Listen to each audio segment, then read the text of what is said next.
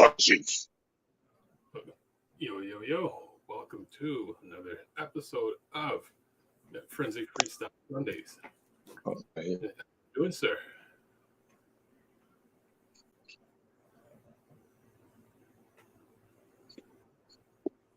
How are you doing, sir? I'm not hearing you. Audio is on. Says headphones are connected. I got it. So as we wait for everyone to connect and reconnect, it is March 27th, 2022, and inspired from our last conversation, this week we are going to talk about repaints. And I know repaints touches upon G1s, DIACLONES, third parties, and the variations of characters where, you know, some classic characters you have one mold and one classic character, but slightly change the color. That's a different character, change the color again, a different character, and say in the sake of Seekers, you could have like almost 15 different characters of the same mold, just different repaints.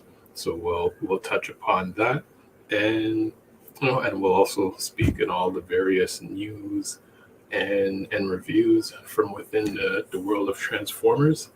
And here we go, Mr. Anthony. How you doing, sir? I'm doing all right. Every time I turn my camera I'm always like, every bit of lighting is in the wrong place. I need to get in here and adjust it so I look like semi-decent. I hear what you mean. It's like for me this week, it's one of those weeks where the camera decided to take a strike for a moment. So so within the show, I will fix my camera. Oh dear. Well, within the show, I've fixed my earphone issue. There you go. Oh, that's good. So there's four of us in the show currently. Who's the? Oh yeah, I was like, who's the fourth one? Yeah. And I say, D, you should add a bit more lighting to your scene. Well, I kind of like the bloom of the landscape behind him. It's like artistic. Yeah, the background does look nice. You know, just Yeah, that's what I was going for. The sun will go down and the light balance will change. You know what? Then we'll leave it as is. All right. But thank you for checking. Now fix your camera. I will fix it while we're going. All right. Oh, somebody from Star Trek is hailing us. Yeah. Yeah, I'll have to return Data's message after.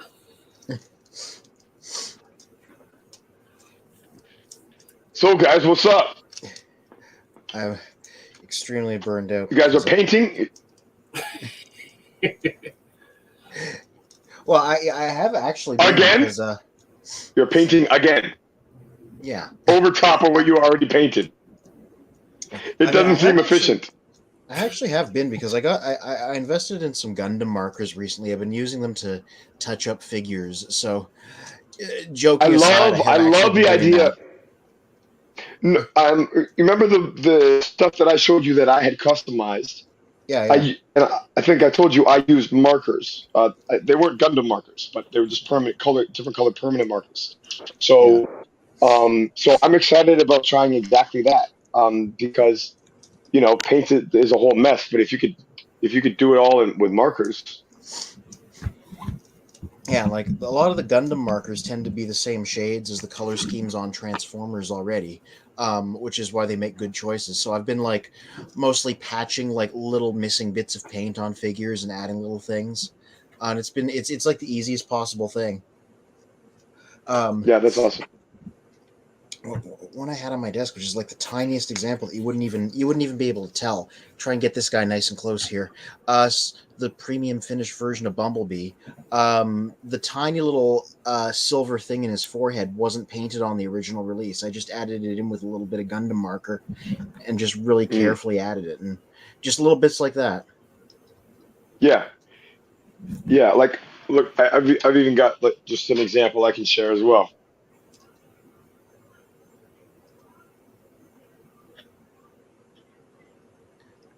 Oh, you're frozen. Yes.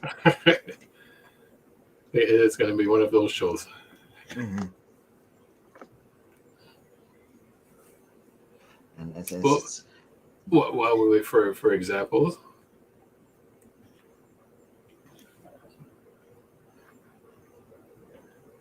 I guess while we wait for everyone to rejoin back in.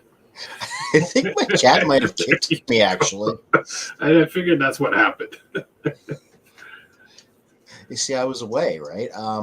I was away at an event. So ever since I got home, she's been like, I don't think you need to do whatever you're doing. I think you need to pay attention to me because you were gone.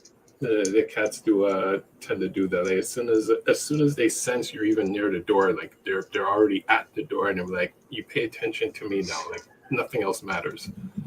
Yeah. Like I was reading a book, she climbs up in front of my book.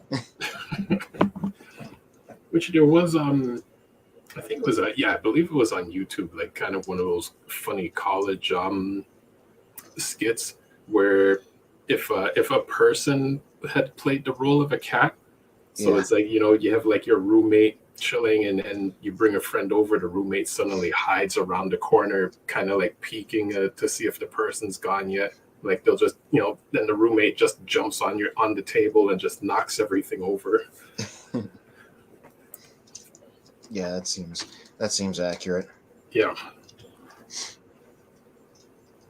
Ooh. Well, let's jump into some news while we wait for everyone to reconnect. Yeah.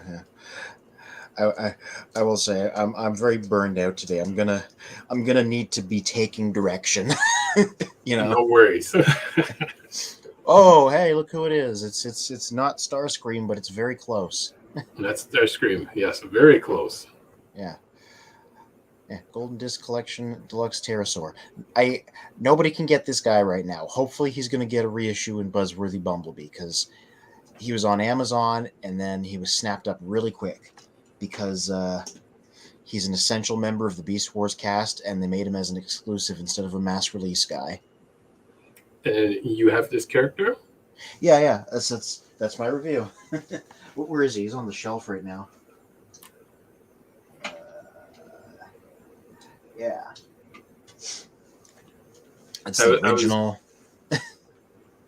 Nice. I was gonna ask, how were you lucky enough to get him? Oh, I just pre-ordered it right when it came out from like the American site, which I don't usually do because it costs like import fees. But I was like, oh, who knows if I'm going to get another shot at this guy. Good point. So when I was writing about him there in that review, I tried to be like, is this also worth aftermarket prices? Because that's sort of how most people are going to have to get it. Okay. Or maybe they'll run him again. Like I said, there's a rumor that we're going to see him in Buzzworthy Bumblebee with like a slightly tweaked color scheme. So for anyone that missed out on this round, there's the possibility for another round to get him. Yeah, and you wouldn't be able to tell, but the new one is an extensive retooling of Kingdom Air Razor. They just changed like 75% of the details on the figure, so it's not even obvious that's where it came from. Oh, interesting. Yeah, not the original, which is pictured there. That was its own thing, but yeah. Oh, okay. Yeah, real ugly looking creature, but then I just, he was ugly looking on the show too, which is why I put that screenshot there, Oh, why not? Yeah. And yeah, the funny thing is, his character on the show he was literally just Starscream again. He had the same screechy voice. He wanted to take over, and he was a red flying guy, so he was just a duplicate of Starscream. Which I believe in your review, you had mentioned it's the odd coincidence, the fact of the writers not knowing of the original Starscream, but yet they kind of wrote this character identical to Starscream. Yeah, it's just like, I guess it's just a common archetype, right? Yeah. But there's also the hilarity of the fact that Beast Wars is like 10 guys on a planet, so him trying to take over feels like really ill-advised. Yes. When it's basically a Lord of the Flies scenario. This is true. I haven't read Lord of the Flies since high school. I haven't read it ever. I saw the Simpsons parody though. Oh dear. Yeah, forget the Simpsons parody, and you have to read the book one day. Yeah. Well, maybe I will. I'm trying to be more literate these days. That never hurts. Yeah. Like I said in the review here, he's got kind of a messy animal mode, but he's also very expressive, so that kind of helps get around that fact. Okay, good. When they're transforming him, you can make a freaky bird person if you stop halfway. Which is, let's see, that would be similar to one of the characters in X-Men. Oh yeah, the early X-Men cartoon from the Savage Land. Yeah, I think the character's name is Sauron. That is correct. Yes. I only know about him because of the internet meme of Spider-Man of a panel of Spider-Man talking to him, being like, "You could like use your science powers to cure cancer," and then he says, "But I don't want to cure cancer. I want to turn people into dinosaurs." That's the only reason I know who this character is, because of that comic panel that gets spread around. Interesting. That is meme worthy. Yeah. Yeah, it's his robot mode there. And like I said, the other thing I said in the review was he's not as specifically show accurate as the rest of the line, because the way he transformed on the show wouldn't be possible to do on a physical figure, because his wings just kind of shrink out of existence into a tiny backpack. So this was about as good as we were going to get on him. Okay. Like if they wanted to do apologize for the technical difficulties, gentlemen, as you were. No problemo. The more people we get in here, the more technical difficulties we can just kind of brush off. Or that's the one way it can go. Yeah. Like either the peaks and the troughs can cancel out, which is the best case scenario, or the peaks and the peaks can build, and then you just have a storm. Right, and let's jump but that's how we get the beautiful struggle. This is true. Oh gosh, you must weather the storm. So, Kingdom Deluxe Shadow Panther. Another review from Anthony. The weirdo repaint of Cheator. I had fun with these pictures because I'm like, by giving him a new head, they turned him into like a horror movie killer with his mask and his axe. Yeah, that's what the original looked like before they gave him the funky mask. Okay. And you can see the original toy there. He has both heads. They just Cheator got the regular head, and they decided to give the Shadow Panther figure the other head, just for the sake of doing something different. The expressions on some of the the cat characters. Those eyes. Yes. Yeah. Those beautiful panther eyes. Yeah. Those eyes. Every time I look in your eyes, I see murder and death. I was just like despite being a nobody, Shadow Panther got to have a masterpiece figure just because he's an easy Cheator repaint, and so that's what a masterpiece Shadow Panther looks like. Oh dear. Yeah. I mean, during the the engineering of these toys, like there must have been moments where they just sat down at the table and just started laughing and were like, look at the expression that you've just given this character. Yeah. I wonder if they do, because I didn't even realize that this was a masterpiece. Like, that does not look like a masterpiece face sculpt, a masterpiece head sculpt. But yeah. Well, it's supposed to be like it was originally specifically Cheator, so it was made to be like accurate to his like janky 90s CGI model.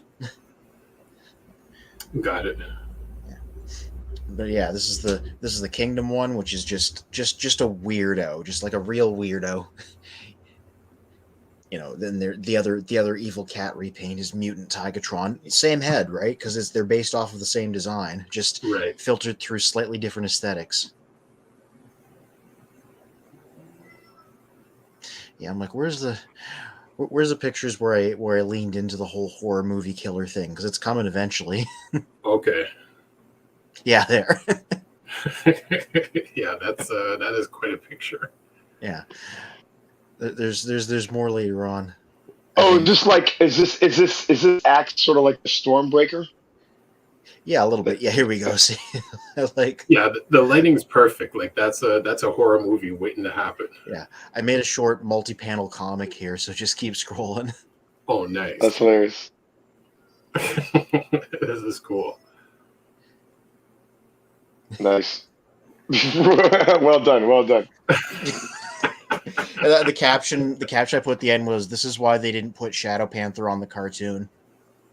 See, now this is worthy of the name Master. Now this is Masterpiece, and you've done it without Yeah. Masterpiece figures. Yeah. And then they made a Masterpiece figure, and it looks like not a masterpiece. Well, this guy came out after the Masterpiece, so maybe they learned from it. Ah. Yeah. So He it wasn't is- just your genius. It wasn't just your theatrical genius that sort of made the whole thing look masterful. Well, I'm sure that helped. Oh, well, it's always good to share the credit. Mm-hmm. I'm glad you've taken cues from me. Yeah, there's a lot going on in these images. Yeah, I was pointing out, like, that is a freaky looking Panther mode on this guy, just because he has like the solid black and then like the red dead eyes. Mm-hmm. Like, I don't know how much of this was intentional or not, but they just made this guy like kind of terrifying. But I'm guessing that's like a hard plastic for the shell. Okay. Yeah, it's glossy and it's solid. Yeah. What were you? You were guessing it was hard plastic, but you were hoping it was actual fur? No, I didn't think it was going to be fur. I don't think there's ever been an official flocked Transformer. Oh, what? A flocked one, like vintage Beastman from He-Man, At some point, it's I gonna don't understand what you mean by flocked. Flocked Yeah. is when they put actual like synthetic fur on figures, like it's got hair. Oh, okay. At some I point, it has to I happen. didn't remember that Beastman was like that. It does it have to happen?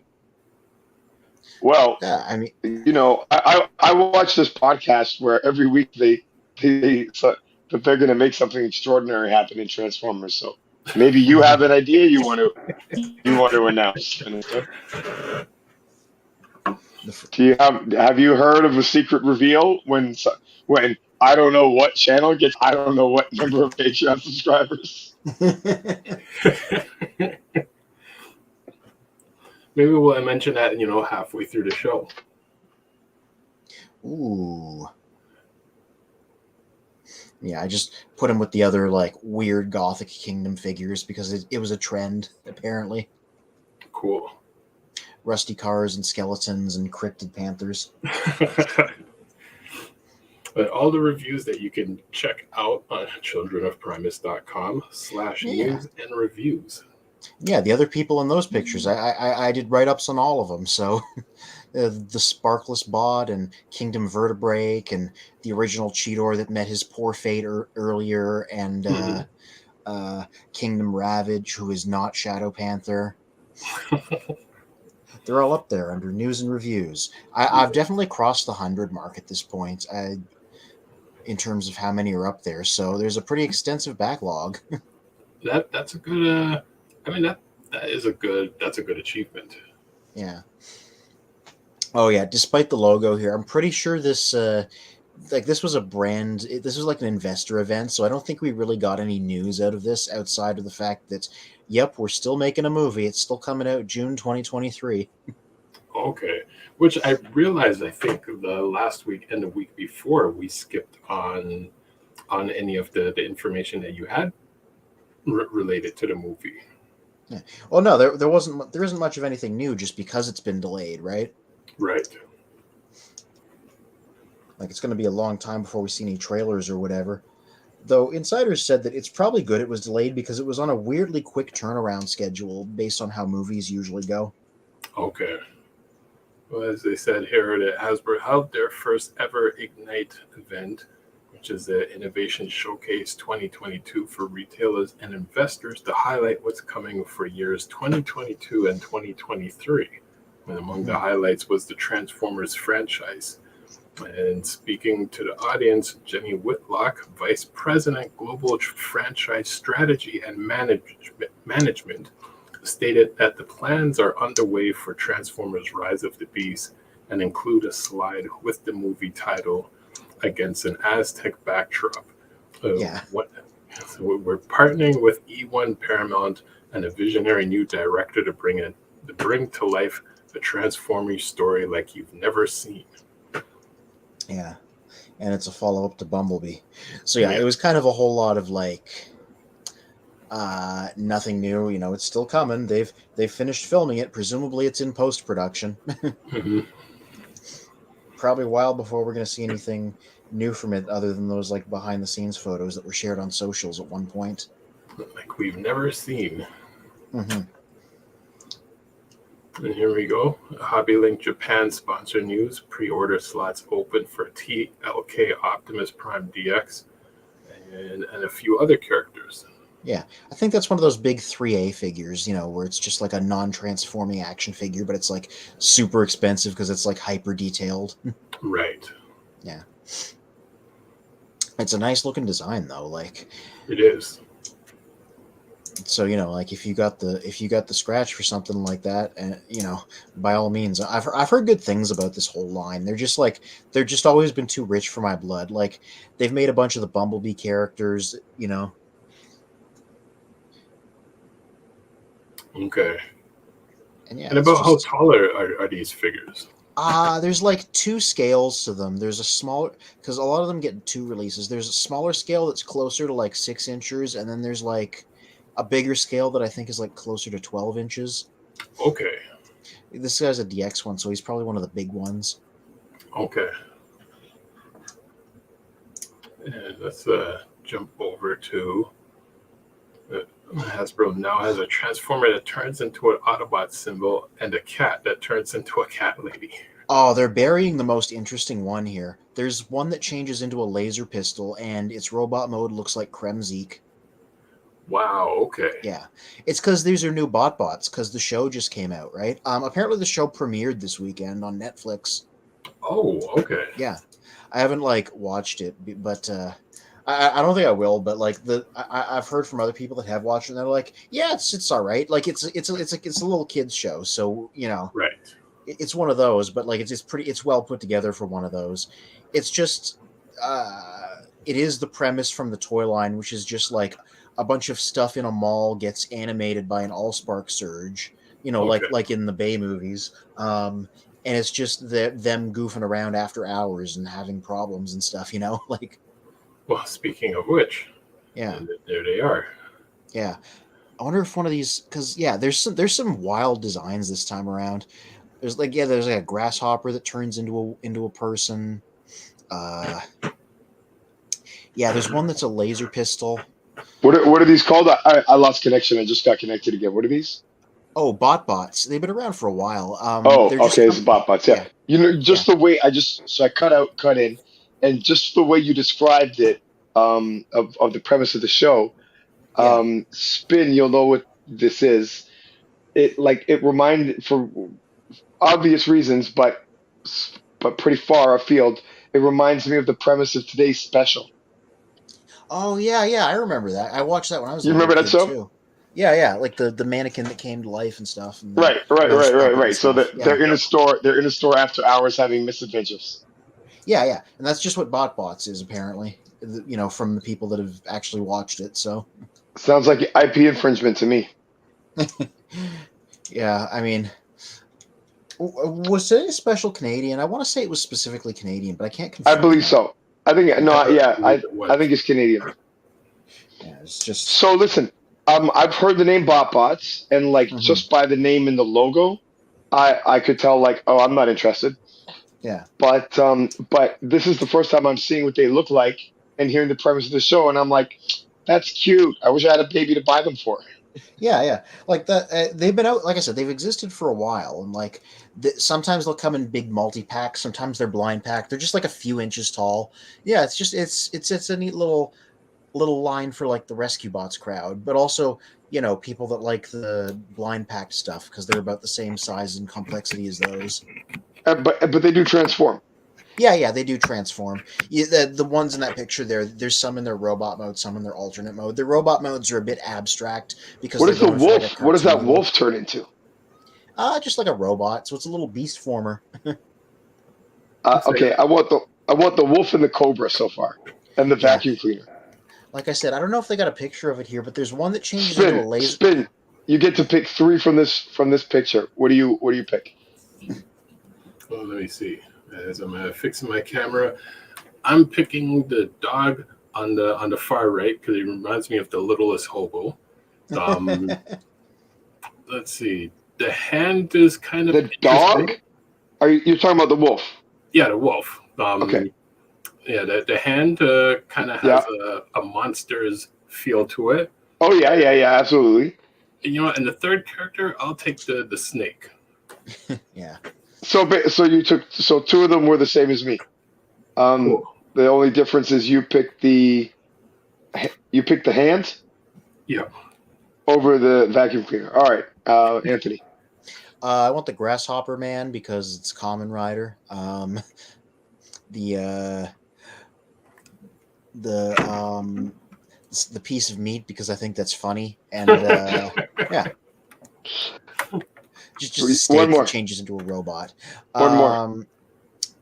The vacuum cleaner. So I think the steak might be good to pose with Grimlock. Yeah, no kidding. There's one that's not in this picture because I saw like a bunch of these pictures of this new series before. They made one that's just a laser pistol that looks like it's just the right size for Transformers to hold, and it changes into a robot mode that's got That's boring. That's boring. We have guns. We have guns for our Transformers. We need other things. They need vacuum cleaners. Yeah, they made one that. And no, listen. You know, MPO8 Grimlock. Do you remember what his accessories were?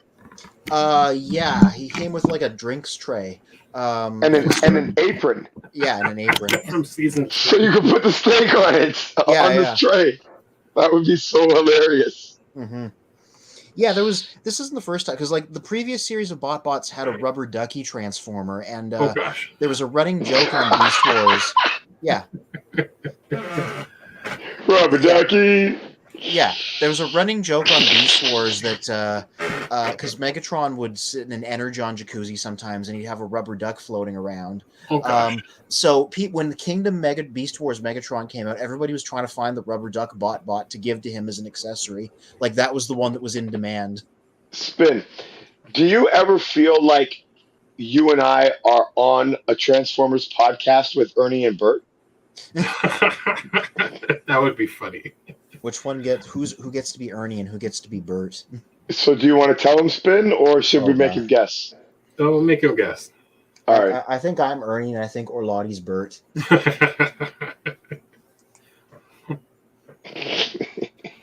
And he's not even here to defend himself. Yeah. I don't know. Him and me are the Italian Ernie and Bert. Yeah. Which then you guys grow older and you end up being the 2 older guys from the Muppets. Yeah. That would sit up in the top of the theater. Hey, are Mario and Luigi inspired by Ernie and Bert? Oh my gosh, I wonder. Blowing your mind right now, son. That would make sense because Mario's the enthusiastic one and Luigi. Connect the dots. About this. Put it all together. Yeah.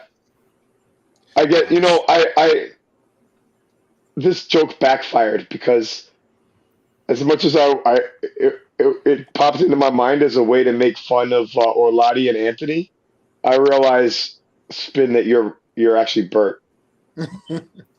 Oh dear. No, that's He's too chilled out to be Bert. Bert's like a stick in the mud. That's true, but he's the reserved one, right?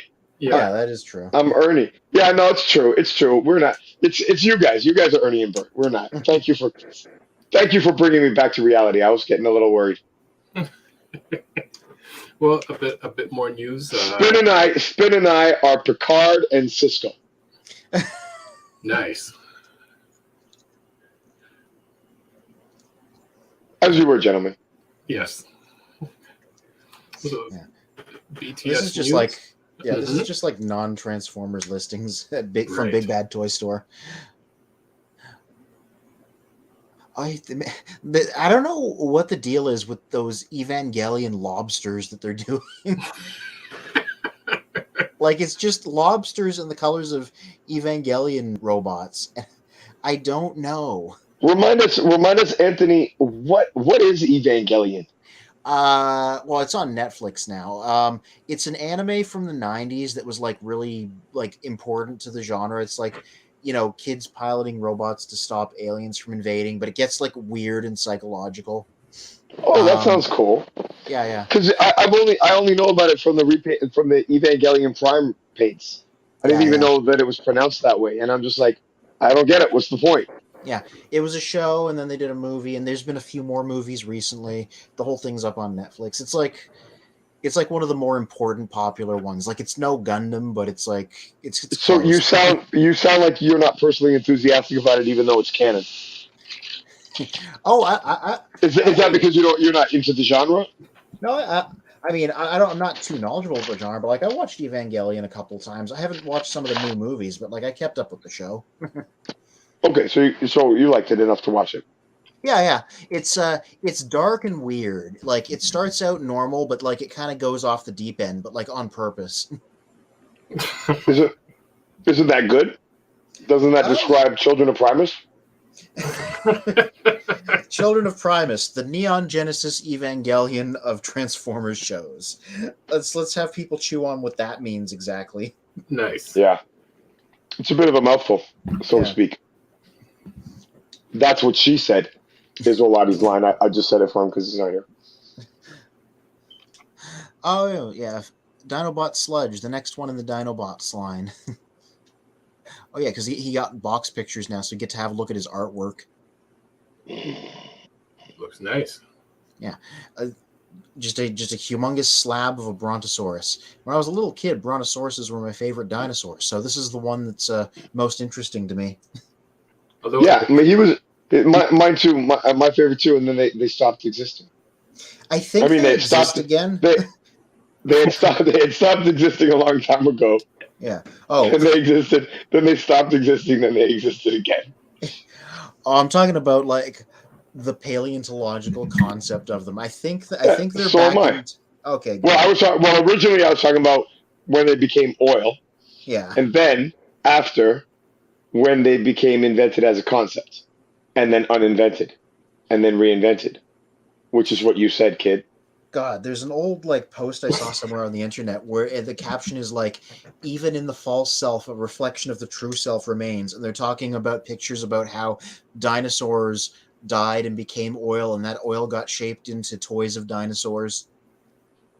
Yeah, that's good. Yeah. So really, dinosaurs are our gods, and these are idols, and we are worshiping idols. And if the Hebrews could see us now, worshiping ancient dragons. What they'd be tempted to do the same. They'd come and start worshiping our idols, and their God would be very upset with them. And his anger would be hot. Imagine if in the 10 Commandments they made themselves a golden brontosaurus instead of a golden calf. Oh dear. Somewhere out in the multiverse, that really happened. Everything is canon somewhere. Ooh, that's a good line. That's good. Multiverse, where everything is canon. Somewhere. Did you get that from somewhere? No, I just. Or did you just come up with that? That's good. That's a good line. Multiverse, where everything is canon. ... You got to pause. You do the pregnant pause. Where everything is canon. Somewhere. This sludge does look impressive. Yeah. I would never admit that on camera. Well, you know, Fine, let's talk about sludge. Yeah, they are basically just like pseudo masterpieces because they're roughly the same size. It does not compare to my fans' toys Stomp, let me tell you. Yeah, but it only costs like $80 and is really easy to come by, so I think that makes up for it. Well, you know, the path to righteousness is not an easy one to walk.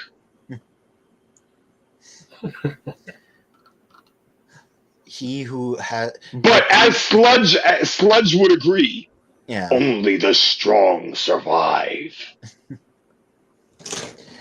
I didn't think it would translate so literally when talking about Transformers, but doesn't victory go to he who has the most toys? Me, Sludge, respect strongest leader. I don't know who they are, so I will dynamite. Me follow Grimlock. Me eat puny human Anthony. Well, I know that these things were herbivores. I know enough about those dinosaurs. Me Dinobots. Me don't like puny human. Megatron say you filthy. Megatron say you weak. Dinobots no like weak. We eat you. Don't like Megatron. Megatron. We don't. What? That's very accurate. Hey, a Dinobot. Hey, Slag, come over here, Slag. Just the Tiger, Slag. The Tiger says we don't like. Do you like Megatron? You don't like him? No, I don't know. I just. Megatron is bad. Megatron do bad things to our friends. We kill Megatron. We angry. Anthony, you may live today. We go now. Now that I'm thinking of if Transformers were in the hands of the MCU, and then it's like we were allowed to get multiple movies. Nah, son. You ruined it. Nah. Well, you should have stopped that. You know, when the Transformers was in the hands of the MC. Because if it was in the hands of the MC, everything would have been hunky motherfucking dory, okay? This is correct. The MC need their own movie. The Dinobots need their own movie. Yeah. Oh, okay. Guess what, Anthony? Here, I'll throw you a steak. I would even watch a live action Dinobot movie if it was the Bayverse Dinobots, and those are the worst Dinobots ever, to be clear. Yeah. But still, they're awesome. Like to watch them on a big screen. Yeah. They needed more than the final half an hour of a 2.5 hour long movie. So I agree with that. Mm-hmm. But even the idea behind that was kind of neat. Like with everything Bayverse, it was mostly trash. In the execution, but like there's glimmers of awesomeness behind it, because just like in the Avengers movies where the Hulk only shows up at the very end, they were sort of building up the Dinobots, right? The ancient warriors, right? And so that the fact that they only show up in that last half hour, and then you're watching hours of a movie to see them, is kind of neat. And they didn't like let down. It wasn't like, and then they showed up in the last half and they were just right. It wasn't Rodimus Prime's Grimlock that showed up. Oh gosh. The one who like throws away the compass. and complains, "You don't want me anymore."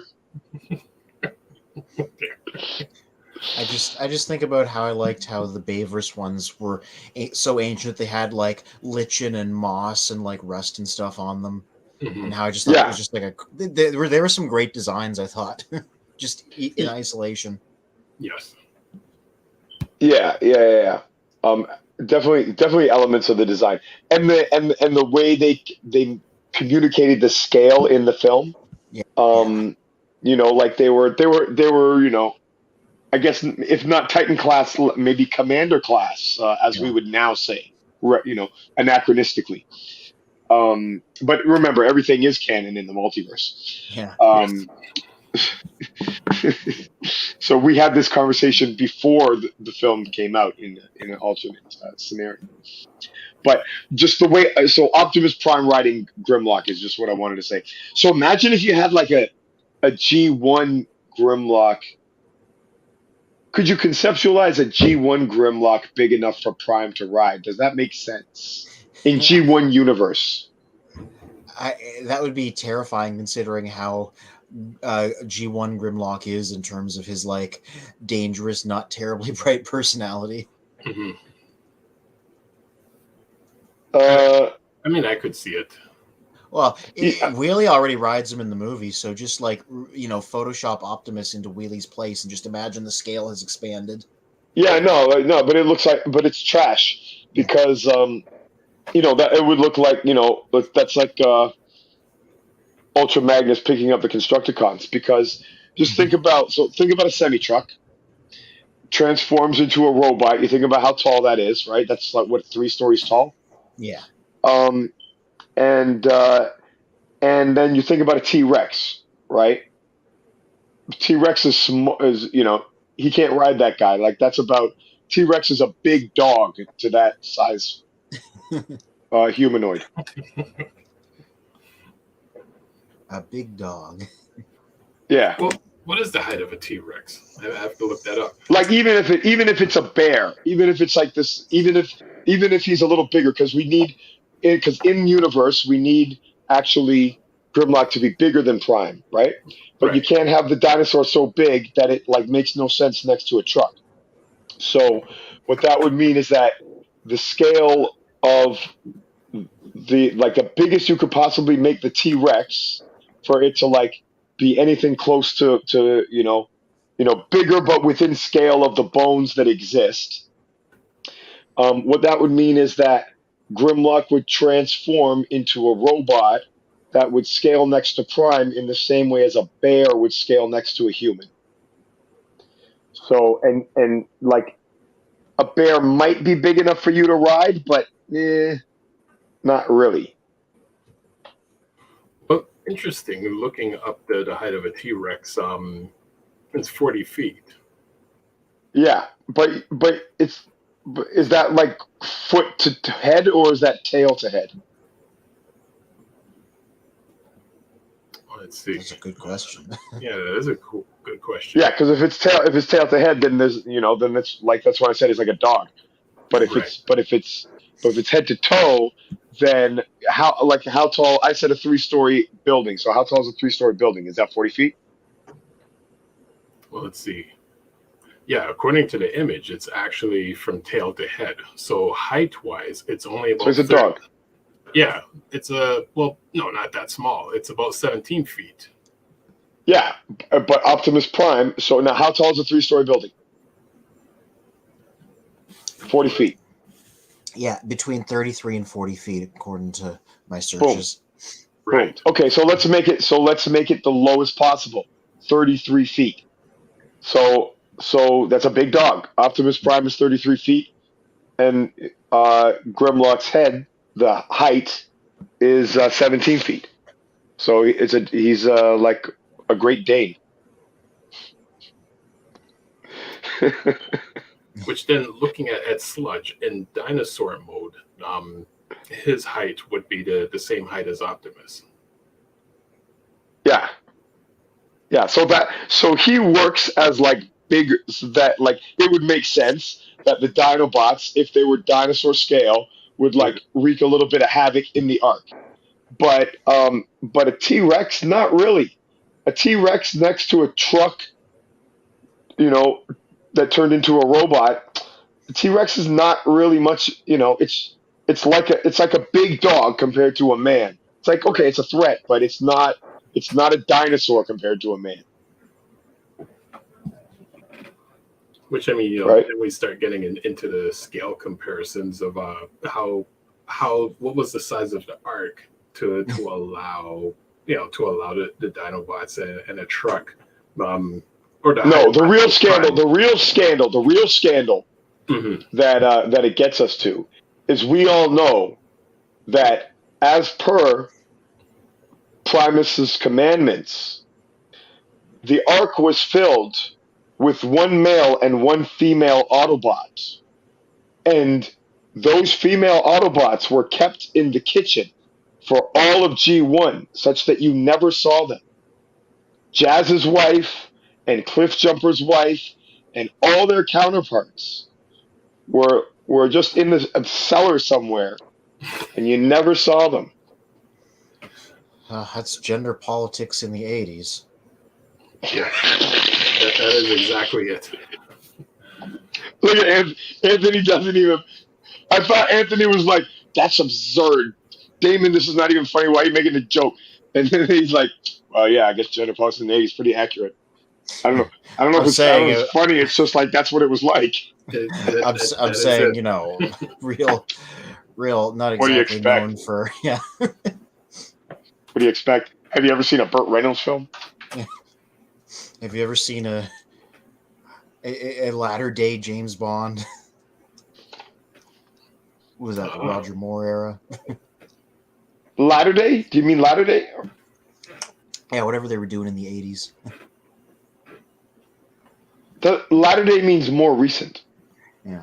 Well, on a big scale, because, those started in the 60s. Yeah, okay. But like Latter Day, wouldn't that be Daniel Craig? I suppose, but, I'm just throwing words around. I meant the ones in the 80s.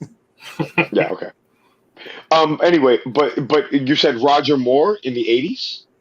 Yeah, was he in the 80s, or is that too late? That's too late. Maybe, Yeah, he's Roger Moore's the 60s dude. No, that's Sean Connery. Okay, 70s then. Yeah, 70s. Oh, okay. Well, Who's your favorite Bond? I haven't seen a lot of James Bond movies, but Shame on you, boy. I've seen like at least one of each actor, mostly. Good. So Then we you got a get- decent sample. Have you seen Roger Moore? No, I haven't actually. I think he may have only done 2 films. I think he's the guy who did the least films. yeah, he did so the that's fine. least. I haven't watched any of the most recent Bond movies. Like, you mean most recent, but you have seen like Casino Royale. Yeah. Yeah. So who's your favorite Bond? I mean, I liked GoldenEye, so I'm going to go with Pierce Brosnan. But, GoldenEye was big because everybody was playing the video game, too. So, exactly an objective analyzer of quality because everybody... I mean, like that was also the one that probably was current, when you sort of got into Bond. And so all the ones, we're going to have a preference for the one that we first got into. Right. Pierce Brosnan versus Sean Bean. So, that's a good matchup. Yeah. What about you, Sven? Connery. I'm more of a Connery Bond. Yeah, he's classic. What do you think of Roger Moore? Did you see any of his films? Yeah, but it's been so long since I've seen him. I mean, he was good. It's just I think Connery played the role better than Moore did. My favorite, I like them all. Of course, Connery, it's hard to compare, right? Mm-hmm. He's almost like the Optimus Prime, but I like Roger Moore because he's the biggest one. He was the most muscular guy of like Okay. if there was any actor who like you who would actually win a fight would be either Daniel Craig or it would be Roger Moore. But Right. Roger Moore because he's big. But my actual favorite, and it is kind of just for the same reason that I said, is Timothy Dalton. Dark Horse right. candidate. And it's interesting. That's interesting that you use the term dark horse. Now you're throwing your words around and they're landing. Because not only is he dark horse, as in like he's not one of the higher reviewed ones, but people say that he didn't play the character with enough humor, right? That he like took it too serious, right? There wasn't like the Bond humor, the goofiness that is part of the brand. This was the '80s, right? And we were fucking serious about even about shit that is completely absurd and possibly, like they're literally impossible missions. So, but we're serious about it. So, yeah, I like him because he's the most like gangster of the. He's the most bad guy of the Bonds. I can see how that would appeal. So basically, if I was Bond, I would be Timothy Dalton. I guess basically that's what it is. Of course. All right, let's go back to Transformers. Would you like to talk about things suitable for children? It looks like that's what you have on the screen. Earthspark. That's the new show. We don't quite know what it about. It actually looks nice. Those graphics look pretty cool. Yeah, remember Nick Roche, who did like the Wreckers comics, is doing the character designs on it, so they're all based off of his art. So I'm not a fan of the Wreckers art necessarily. For the same thing, like I like mech type of stuff. I like I like Gundam style. I like animation or in fiction that's like sophisticated. So like the cartoony stuff, the more cartoony, the more like even when I was 3 years old watching He-Man, I was like, why is there a little cartoon character in my cartoon? Oracle. Yeah, I was like, that's not age appropriate. Get him out of here. I'm trying to take over. I'm trying to defend the universe. All right, I don't have time for this kid shit. Send him over to Teletubbies. Sesame Street, whatever. I don't know. Whatever I thought was kid shit when I was 3 years old. Whatever I thought I was too old for when I was 3 years old. Along with Orko. God, and Orko, you were the demographic for Orko, so that's a real failure on their part. That's funny. When is this premiering? It says that the premiere date is here somewhere. This fall. That doesn't tell me much. That's a while from now, actually. Yeah. So I mean, guessing actually on that globally Paramount Plus November. So that's late fall. Yeah, that's a while. It's so weird because like they announced this and BotBots at the same time, and then BotBots came out like right after they announced it. So it's weird that this one's going to take such a long time to come out. Well, I guess in a way they're going to use this. They're going to use I guess BotBots as a lead-in to Spark, to Earthspark. Mm-hmm. Yeah, it wouldn't surprise me because like Transformers Prime had a bit of this, Transformers Animated had a bit of this, Cyberverse had a bit of this. It wouldn't surprise me if there are residual plot elements in here from Rise of the Beasts, the way that whatever shows out tends to sort of loosely relate to whatever movie's out there. Right. So I don't know what it is because the movie got delayed, but ideas and motifs will probably make their way into this. That's true. Animated had the Allspark, and they went out of their way to put Bumblebee and Ratchet on the show because they had newly reappeared in the movie. Prime just like looked and sounded like the Bay movies, and the whole setup of they're stuck on Earth and Megatron that hasn't been seen in a while was like pseudo following up Revenge of the Fallen. And then Cyberverse's first season just straight up copied the Bumblebee movie thing where he has no memories and he's on Earth without his voice. So I'm just like, something from that movie will probably work its way into this show. Oh, for sure. Well, let's see. What other news can we jump on? Oh, speaking in terms of designs.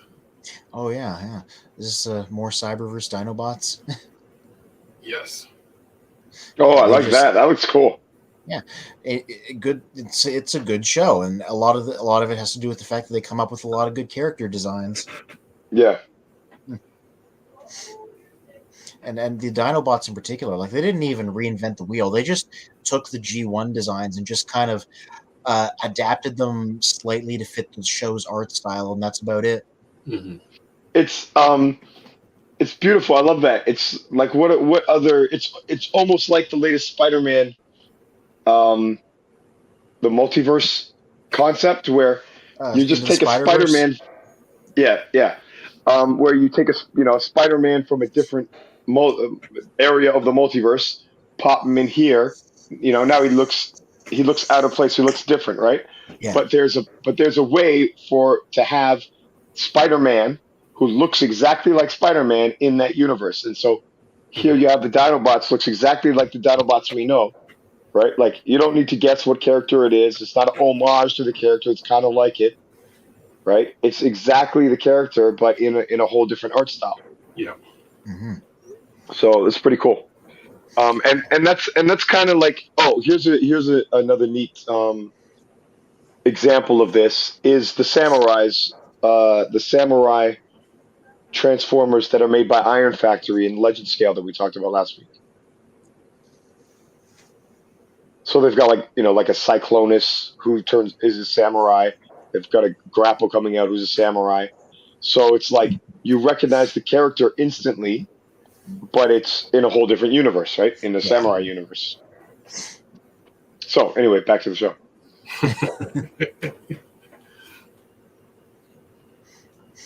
Let's see, what else are they saying about this? Yeah, basically everything that you said already. Yeah, it's just now that the designers have just been showing off their art in like little batches. Right. So let's jump to some more before we get to the main topic. Yeah, before I take off to go get Jess. Oh, these guys. Nobody. I wasn't expecting this because whenever they talk about reissuing Beast Wars figures, you think they're just going to reissue the show ones. No, these are like random toy line guys that weren't on the show, which are more interesting because you never see these in terms of updates, right? Okay. Yeah. I haven't been getting the reissues because I'm getting the Kingdom guys. I'm gonna get these because I didn't have Wolfang back in the day, and I had Cybershark, but he's a junker now because that's what these are. They're reissuing Wolfang and Cybershark is the latest bunch of Beast Wars reissues. Nice. Yeah, so these are some good old 90s toys that were the ones that were left on the shelf after people bought all the guys that were on the show, but people didn't mind because all the Beast Wars toys all pretty much were great across the board. So Okay. even if this guy wasn't on the show, he changes into a wolf and he's really cool. Yeah, Cybershark and Wolfang.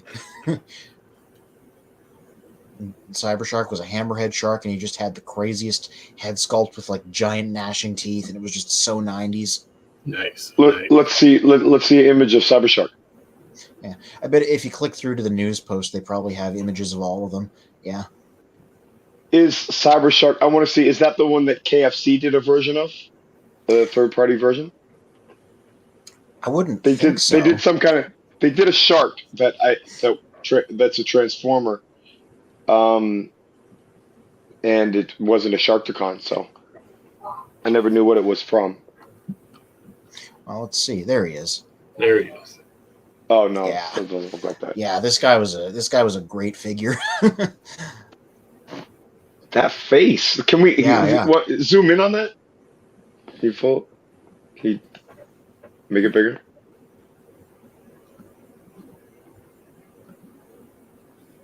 Yeah. Oh, that's pretty sick. Yeah. Beast Wars figures, like they were like peak 90s action figure design, you know? Yeah. That looks cool. Yeah. That is a piece of art right there. Yeah. Like I'm definitely picking this guy up, him and Wolfang, just because, to get new ones that aren't broken and like are like minty fresh. Even the way they have those joints in the shell on the back there, it almost looks like an eye. Yeah. Yeah, it's cool. It's well done. Vintage Beast Wars stuff is like cream of the crop, so It also looks very G2, like weird color scheme kind of thing. Yeah, well, same decade. This is the line that literally came right after Generation 2, so that's still like in the water when these were being made. Yeah, and the vibe of what's the main bad guy in the Pretenders? Skullgrin? Yeah, I think so. Yeah, it's giving me that kind that kind of art style. Yeah. All right. I need to go pick up Jess, so I'm going to need to bounce for a few minutes.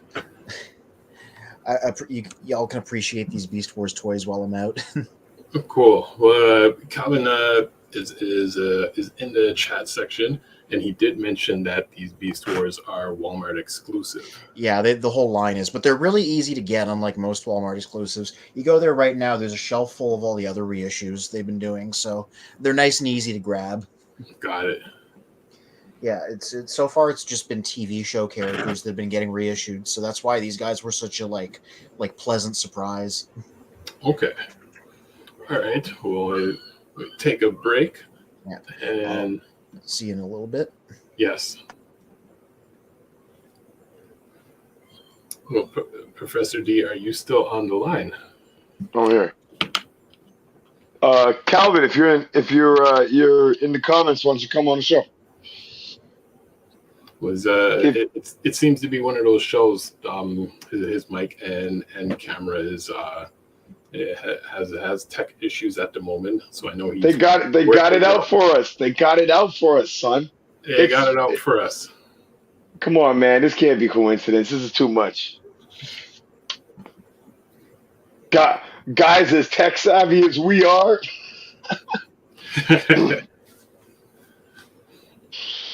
None of us can work our cameras. Keep losing connection. Something is afoot. Something is amiss. Something is afoot. A Foot Clan from the Ninja Turtles. There's a con deceiving us. Decept. I decept a con. So, what are your thoughts on repaints as we slowly get into tonight's main topic? My theory about Transformers repaints goes back. We're gonna take it back, all the way back. In the 80s, let's see, is it the 80s? I'm not sure now. It's whenever I saw G2. So I guess, no, it's not the 80s, it's the 90s. Yeah. So I guess whenever I saw, so the first repaints, Diaclone is not a repaint, right? Diaclone is the original, and Transformers are actually all get this. We're talking about repaints, but all Transformers are repaints originally. Correct. There's no original Transformer that is not a repaint. There are new Transformers that have originated since the originals, which were not Diaclones, hence were not repaints. Hence, there are some originals that are not repaints, but they're not originals. The originals are copies. Got that? That is correct. Okay, we'll proceed. So initially, I was going to say initially, I thought when I started this diatribe that I was going to say that initially I didn't like repaints, but since initially everything is repaint, initially I only liked repaints. Okay, fine. So in the 90s, I thought I was seeing repaints for the first time, which is G2. Apparently, that's just the repaints getting repainted. So when I saw those repaints, I was offended, as you were, because those are not the right colors, because things need to be a certain way. If you learn when you are 6 years old that this car is this color, you get very upset when you're 16 and it's not the same color. Correct. All right. I knew you'd be with me. All right. Yeah. Amen. But then years later, we then learned that variety is good. Aside from variety is good, but then what we grew up on, not realizing that those were already repaints. Well, I only just realized that now as I was talking, because even when you said repaints right here on the title of the show, mm-hmm. You're talking about. Well, you say Diaclone.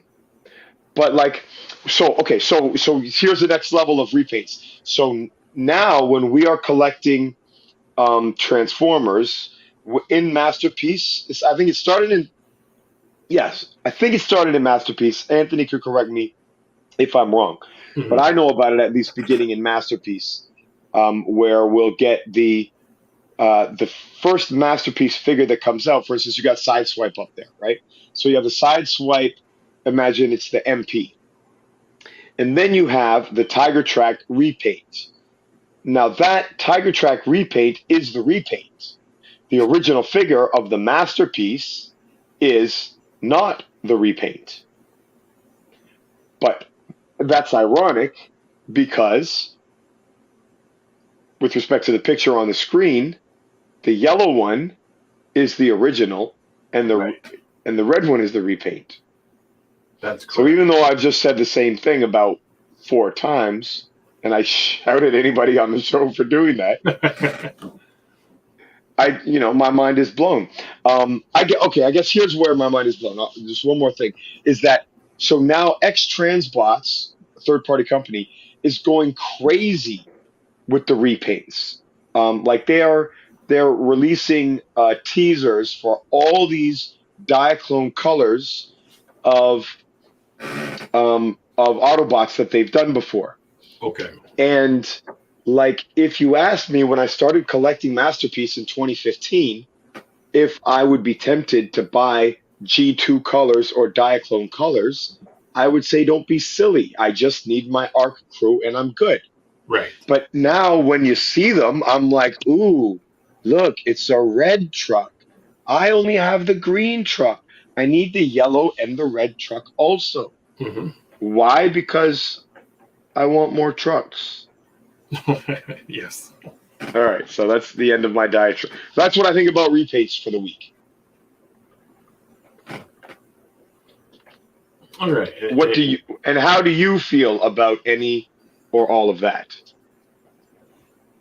Well, I would say in the later years, it almost seems more of a marketing cash grab, um, as opposed to the earlier years where you could have a repaint, but then there would be a slight variation to the character, so it's not just an absolute repaint and call it another character. Um, let's say like Huffer and Pipes, for instance, where essentially Pipes is the blue repaint of Huffer, but there's the slight differences in the two characters. Same as like with Braun and Outback, where Braun has the slightly different facial design. Um, but in terms of later years, and you get into like the Seekers, where like clearly they're just taking the molds and repainting them and reselling the same mold over and over again with as many different colors as they could think of and finding character names for these colors. The part that I disagree with in your characterization, overall I agree. Certainly like your overall um sentiment of like not excited about getting a new transformer or you go to the store and this is what's available, right? Mhm. This is what's being marketed to you. What up, Calvin? Hey, what's um up? What's going on? whether you're a kid or whether you're an adult, right? When like the new thing that's being marketed to you is just a recolor of the old thing, you Mhm. know, it's like whatever, same sweater in a different color.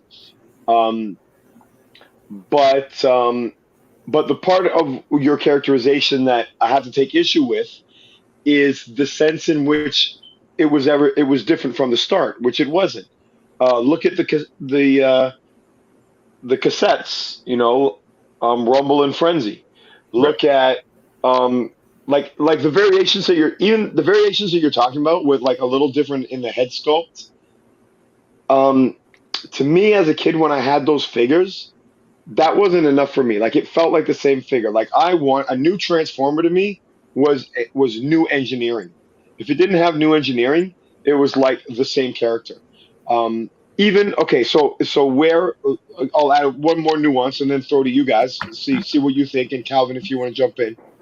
Um, even for example, Jazz and Prowl. Now, Jazz and Prowl G1 Mhm. are the same engineering. However, Because you got those die-cast cars that really did turn into different model cars, and they do like represent something, that does look really different. And that to me, I think there's enough of a difference there between Pipes and Huffer. Pipes and Huffer to me, as a kid playing with those toys, felt like I got a blue one and I got an orange one, as opposed to those other two characters are like, yeah, Jazz and Prowl. Yeah, they transform the same, but I do feel like I have two different toys. What do you guys think? Wait, Jazz and Prowl? Yeah, because so Jazz and Prowl. So you gave an example. You said like Seekers are the exact same thing, right? Right. Starscream, Skywarp. It's just repainted. And then you said versus what you don't mind is Huffer and Pipes because there is they like did one little thing different with the engineering. They Mhm. put the arms backwards, so that it gives it a different look. And so what I'm saying, so I'm partially agreeing with you, um, but I'm just saying, but it was, I'm saying it was more of the kind of direct repaints than it was the different enough changes, right? Right. So like a change from Prowl to Jazz, that's enough of a change for me to rebuy a character that is like based on the same engineering. So basically, I don't feel ripped off. I'm buying a character based on the same engineering, but I do feel ripped off if I'm buying a character that it's the identical. Even if the engineering's changed a little bit, if it's not enough, then I'm irritated. Mhm. What do Damn, you think, Calvin? I totally agree. Totally agree because it's just pure laziness, and Well, that's you know what they say about great minds. They try their best to think like Damon and Calvin.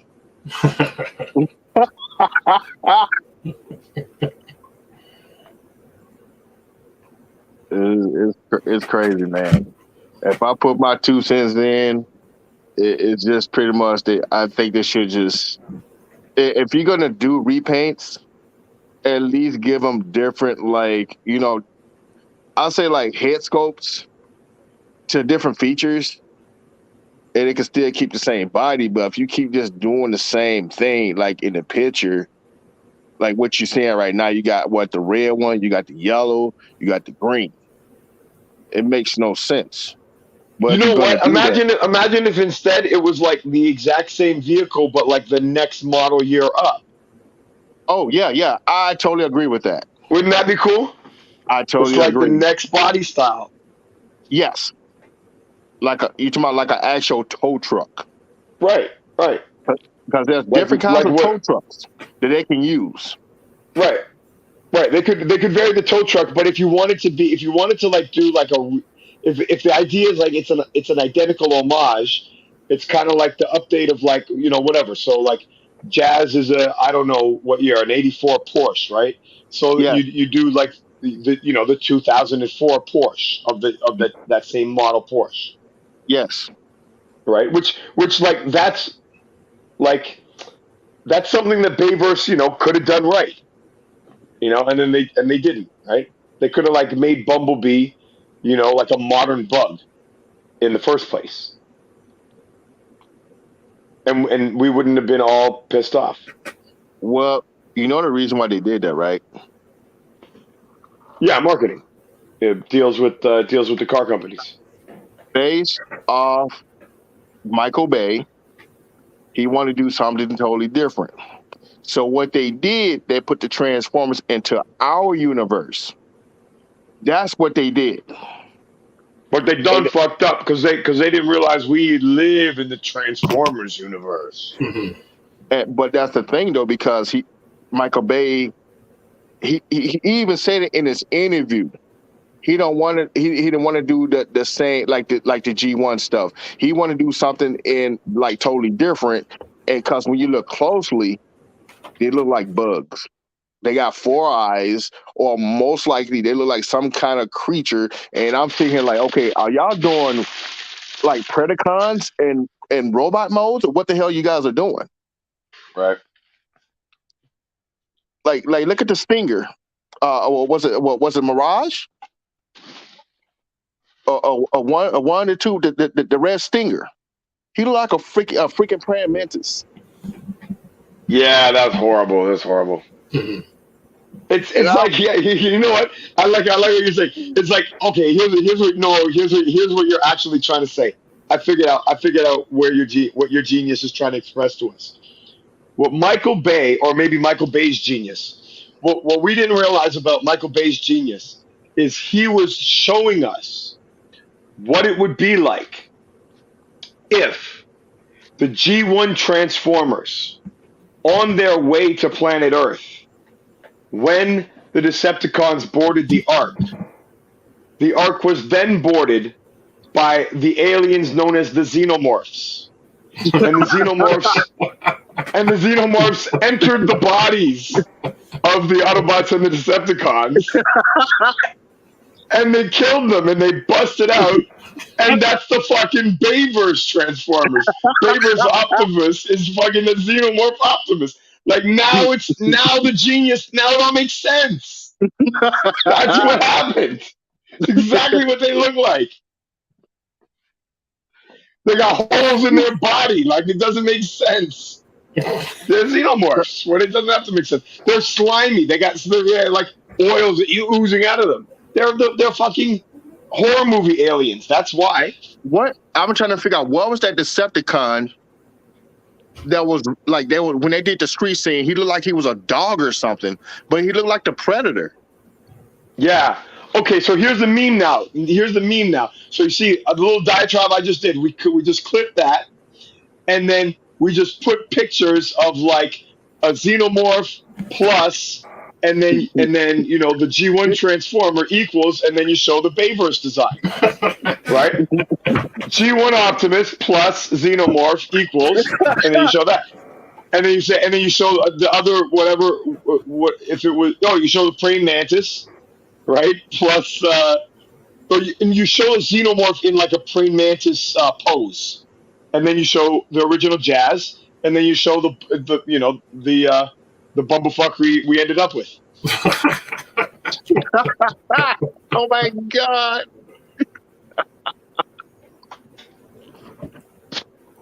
So yeah, overall, just a mess, including the bumblebee fuckery. I think they could have done a lot better with the Dinobots. To be honest, did you heard us talking about the Dinobots? Yeah, I think they could have done a lot better because. Yeah. Do you agree with everything I said about it? Because notice that I said, like, I would watch a live action movie even if the Dinobots were as bad as they did in that movie. So I'm not saying that they couldn't have done better, but I did point out some things that I think that they did right with the Dinobots in those movies. So I'm interested if you agree or disagree. Some of it I would disagree, and some you're gonna disagree with me, Calvin. You know, I don't know. You're gonna mess up the whole saying. You're gonna mess up the whole saying. There's millions of people out there that are not gonna know what to say whenever they say something smart. I think what they should have done with Grimlock. Why in the fuck did they give him horns? Like, I don't know. Dude, they could have did a lot better than that. They could have made him like an actual fucking TRex. I hate, like, the brain is up so bad. Wait. An actual T-Rex, if you heard, is only 17 feet tall. So he would only come up to Optimus Prime's waist. What I missed. When he transforms into his actual self, he is taller. He's supposed to be taller than Optimus Prime. No, I know that, but you said they could make him a real T-Rex. So I'm just saying, if he was the scale of a real T-Rex. I'm not crazy. Anthony, mute your mic. If he was the scale of a real T-Rex, then he would be, like I said, he'd be like half the height of Optimus Prime. As a robot, maybe he would be as big as Prime. So, if you wanted him to be, so the question for you is, what Dinobot would you like to see?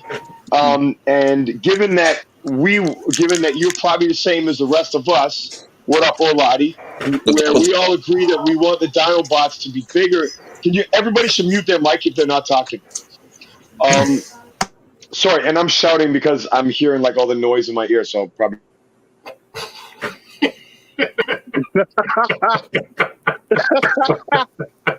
I feel so welcome right now. Sorry, D. I just think that. Hello, Orlai. Now shut up. I'm just eating, man. Sorry. I acknowledged Oladi when he came on. Yeah, but then I mute your mic because, as you said, like everyone should mute their mic if they're not saying anything. So I muted your mic and everyone else's. Well, I just want to know what Calvin thinks about all this. I want to know what size in the movie that you want to see. What size is Grimlock going to be in dinosaur mode? Given that, if he is the scale of a real T-Rex, he is not going to be intimidating next to the scale of the G1 Autobots or Decepticons. He'd be a shrimp compared to a Seeker. Well, actually, they change size, right? They can alter their size, right? You do know this. Calvin. Did you forget? No, okay, so that's what you want. So that's what you want to do. Did you forget? No, but that's what you want to see. I'm saying that's what you want to see in your live action movie. You want to see them zooming in and out like I don't know, like a Voltron movie, like you. Well, I don't know about that. That's not what I was saying. Like the Minibot episode, where Perceptor shrinks them down. They're gonna just every time they transform, they're gonna go "Yoop." They got really big. Oh my god, man, you killing me! You killing me! I think that might be worse than Michael Bay if you introduce that. See, here's the thing. Because people forget that Transformers, they could change sizes. Look at the Megatron T-Rex. Look at Megatron T-Rex. How big was he? Did you forget about that one too? No, we've actually debated that on the show quite a bit. And did you see how big he was compared to Optimus Prime? And then to Optimus Prime got the upgrade, and then he just went up from there. I've been complaining to Anthony about that since the beginning of Children of Primus. How is a gorilla fighting a T-Rex? But one answer can be like, I'll accept. I'm not like telling you what it has to be. I'm asking you what you want. Like a way that they could do that in the example you're giving is look at the Kong movie where it's King Kong and he's fighting giant T-Rexes, right? So they just made Is that what they are? Yes, sir. I know my dinosaurs. Well, that's cool. So, but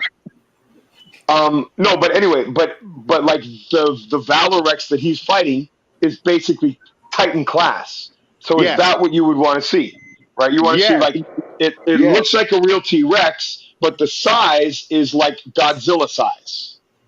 Yes, and the reason why I say because those are the evolution form of T-Rex. They gotten bigger. Okay, and that's what the dude was saying in the movie. Everything in that Kong movie, that island still it continued on from after 65 million years. So the animals on that planet they evolved. They went past. Oh yeah. That was a good movie. I like that. I like. Oh hell yeah. Which one was that? What is that called? Is it just King Kong? Peter Jackson's King Kong. Oh, Peter Jackson's King Kong. Yeah. Okay. Yeah. That was good.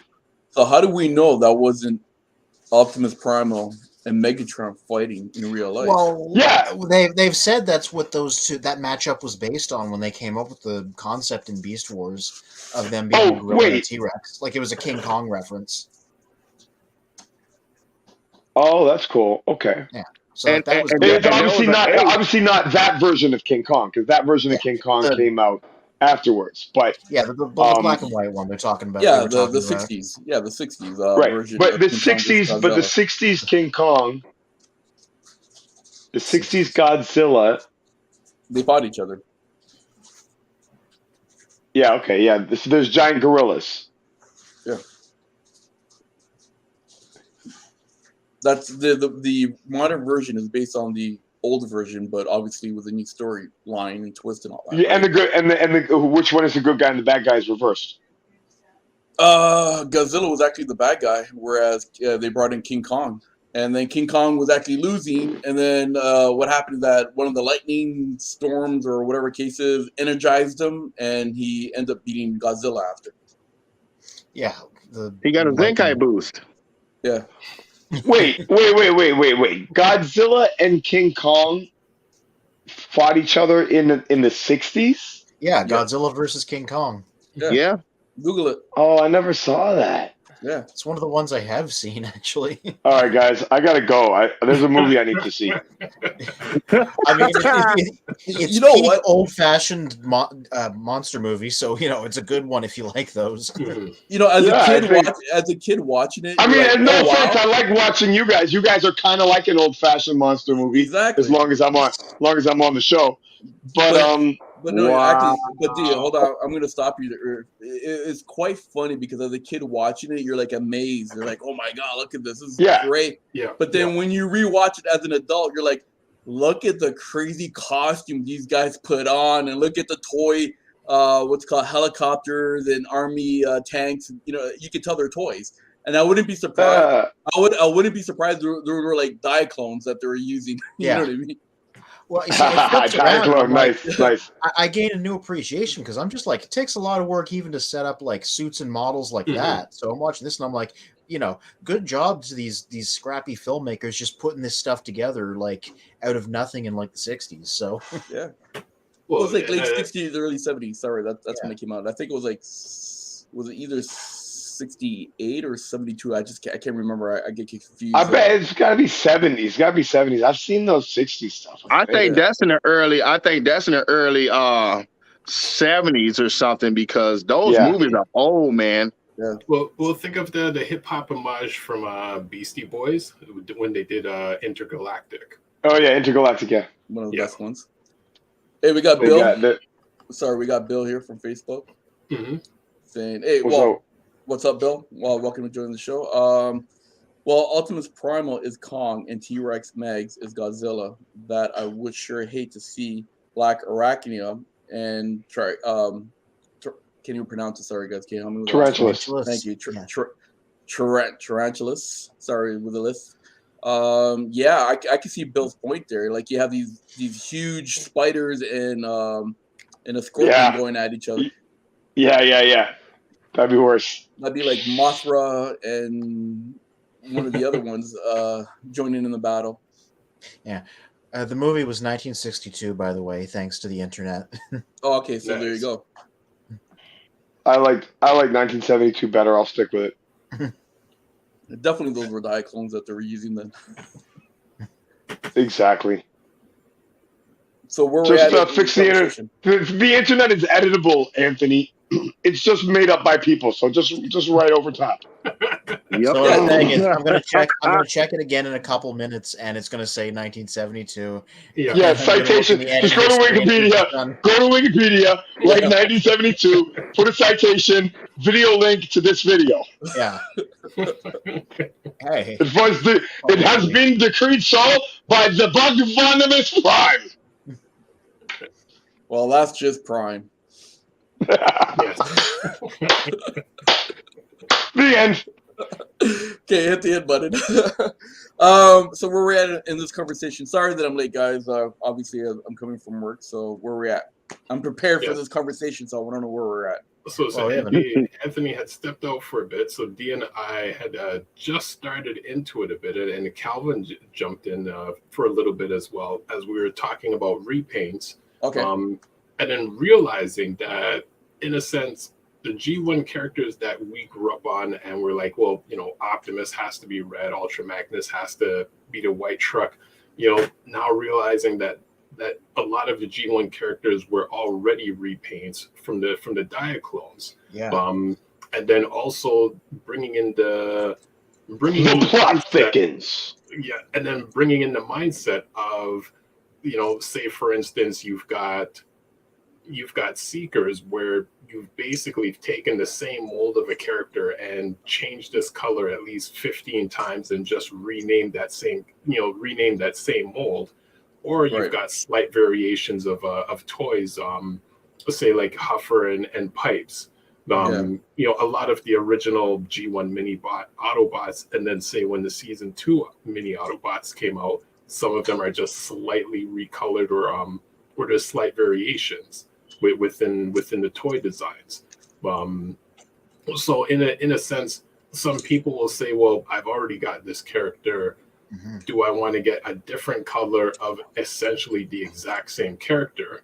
Or does there have to be a variation in the design to entice you to want to get that new character? I was going to say, one of the reasons I love redecos sometimes is if a tooling was really good, I don't mind getting like a second version, like with these guys here, right? Because I'm like, I liked Hoist. I'm like, is another Hoist but in red? I'm like, sure, I'll get another version of this tooling that I liked. So if it was already a good design, I don't know. I have a difference of opinion, I guess you could say. Because I know Kevin doesn't like repaints. Did he state his piece? Hello, Kevin.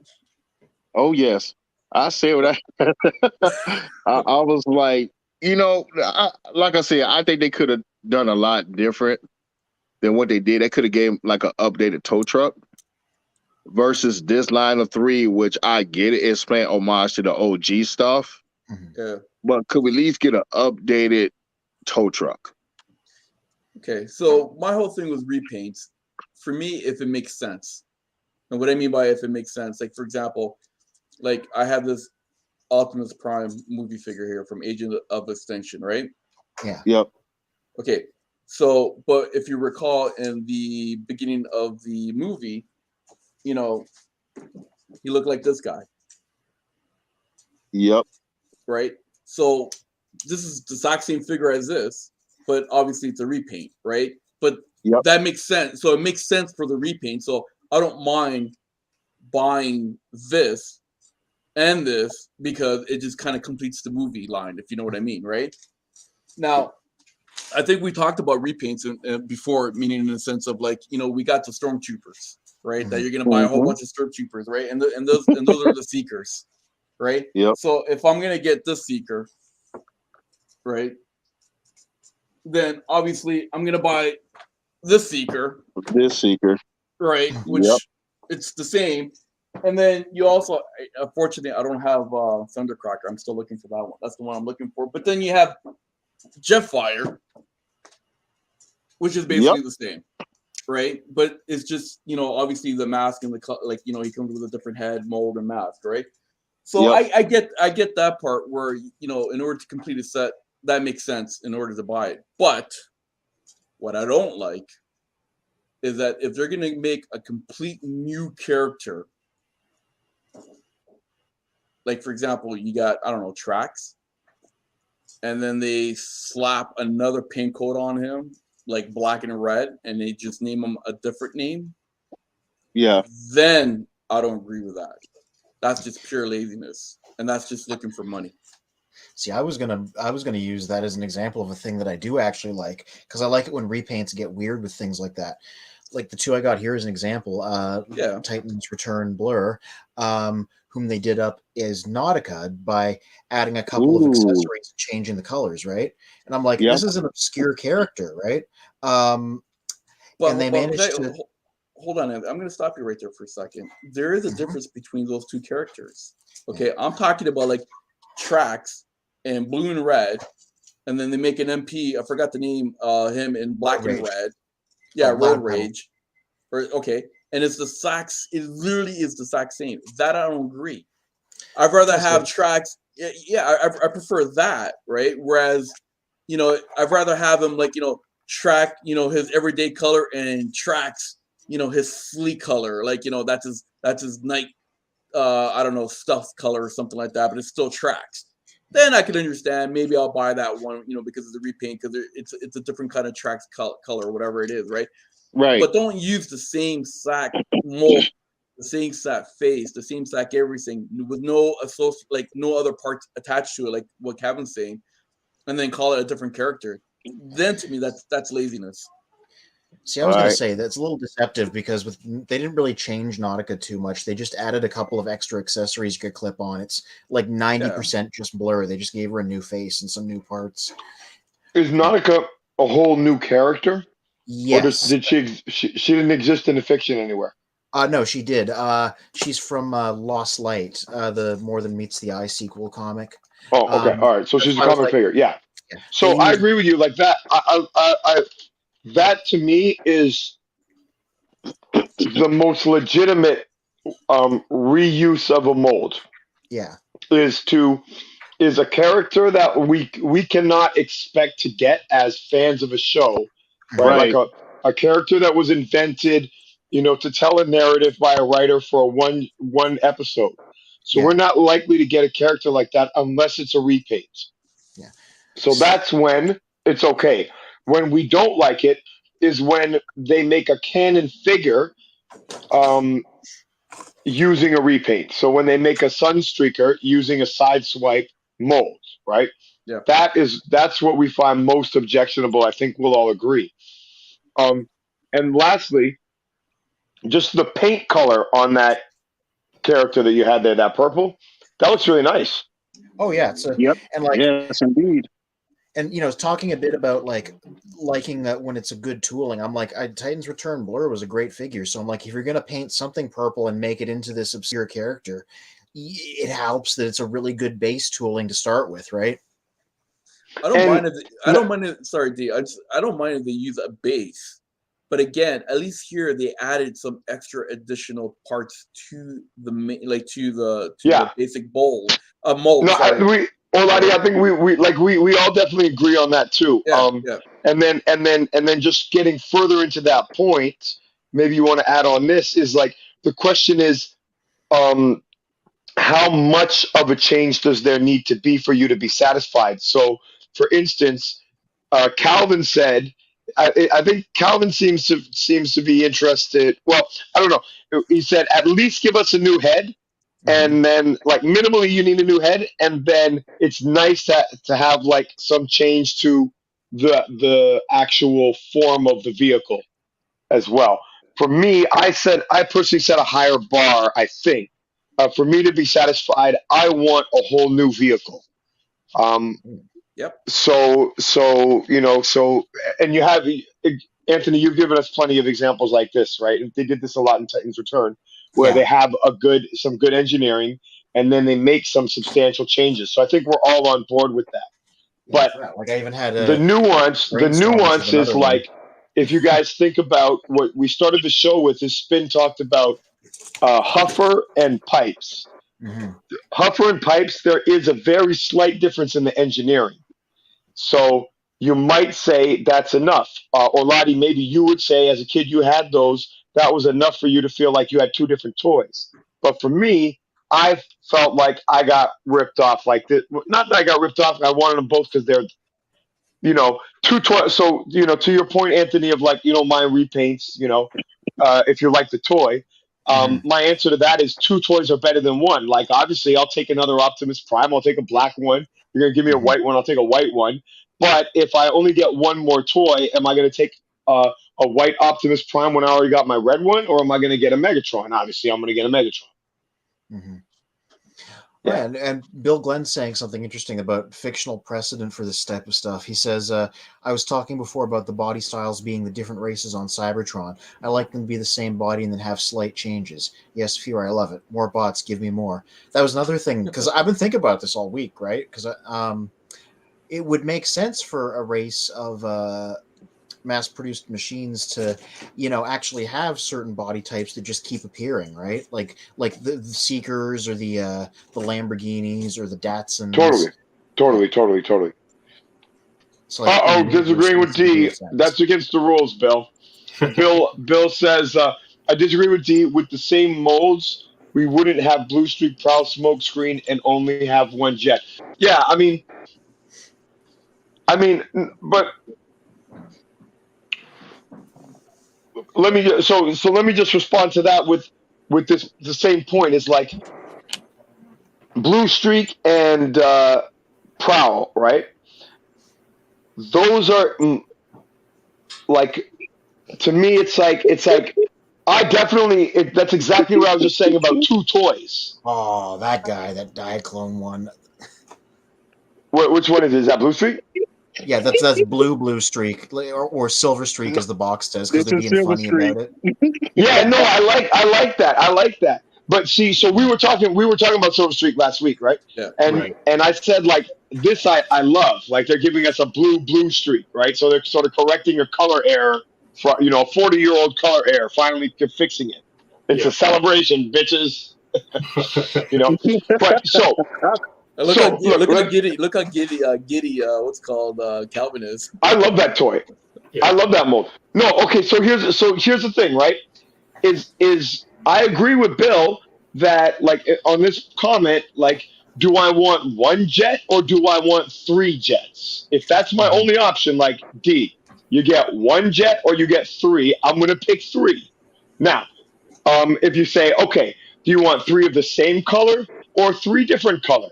I'm going to pick the 3 different colors. Okay, now if you're going to say, all right, now do you want 3 different color jets that are all the same mold, or do you want 3 different color jets, each one is a different mold? You got an F-15 and you got whatever other kind of jet and then another kind of jet, right? That's optimal, and that's what we're all saying we would have preferred.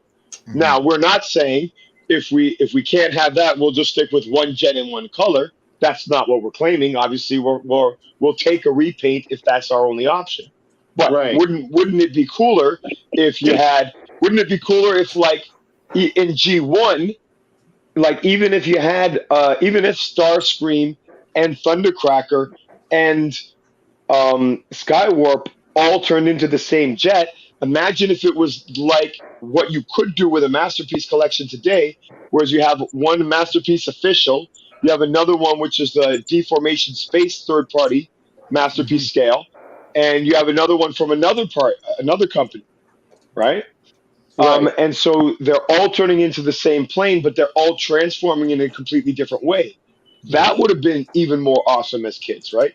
So these are all everything we're talking about is these are compromises that the companies made to make money, right? Well, you have to look at it like this too, D. Like, we're looking at it through as an adult point of view right now, whereas when we're back. I'm giving you everything I'm saying. I would have said when I was 8 years old. Okay. If we had this podcast when we were 8, when you and I were 8, and these old motherfuckers were as old as they were, and Anthony, and we were strolling Anthony around in the stroller on the podcast, I would have said the same thing. Okay. And he would be playing with the little dinosaurs in his baby carriage. I'll be honest. For me, what I would be saying at that time, like, hey man, I'm just happy I could afford at least 1 Transformer. Right? I'm just happy to get whatever. You'd be saying Goo Goo Gaga. You'd be saying Goo Goo Gaga, and you'd be playing with the dinosaurs with Anthony, and I'd be like, dude, at your age, you two are the same age. You'd be like, I know. Exactly. We are the same age, and I'm still gotta tell him that, like, at your age, bro. And I'm telling you, at that moment of time, in all sincereness, I would have said, "Hey, man, I'm just happy I got a toy, right?" Yeah. But I understand, like, what Glenn and D is saying as well too, right? But if you look at the evolution of the cartoons, right? For example, like Transformer Prime, you see the difference of vehicles that they're transforming into, like Smokescreen was part of what's called the Blue Streak and so forth, right? But in Transformer Prime, he wasn't a Datsun.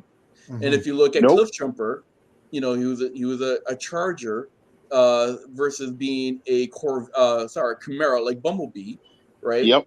So you see that evolution of the adult perspective that we're seeing right now, that these characters are transforming into their own vehicles or their own figure, I guess you could say. They're not being repurposed. The only ones that we do see similar still, which still makes sense, are the Seekers, because again, that's a group of that particular race. Let's use Bill example, right?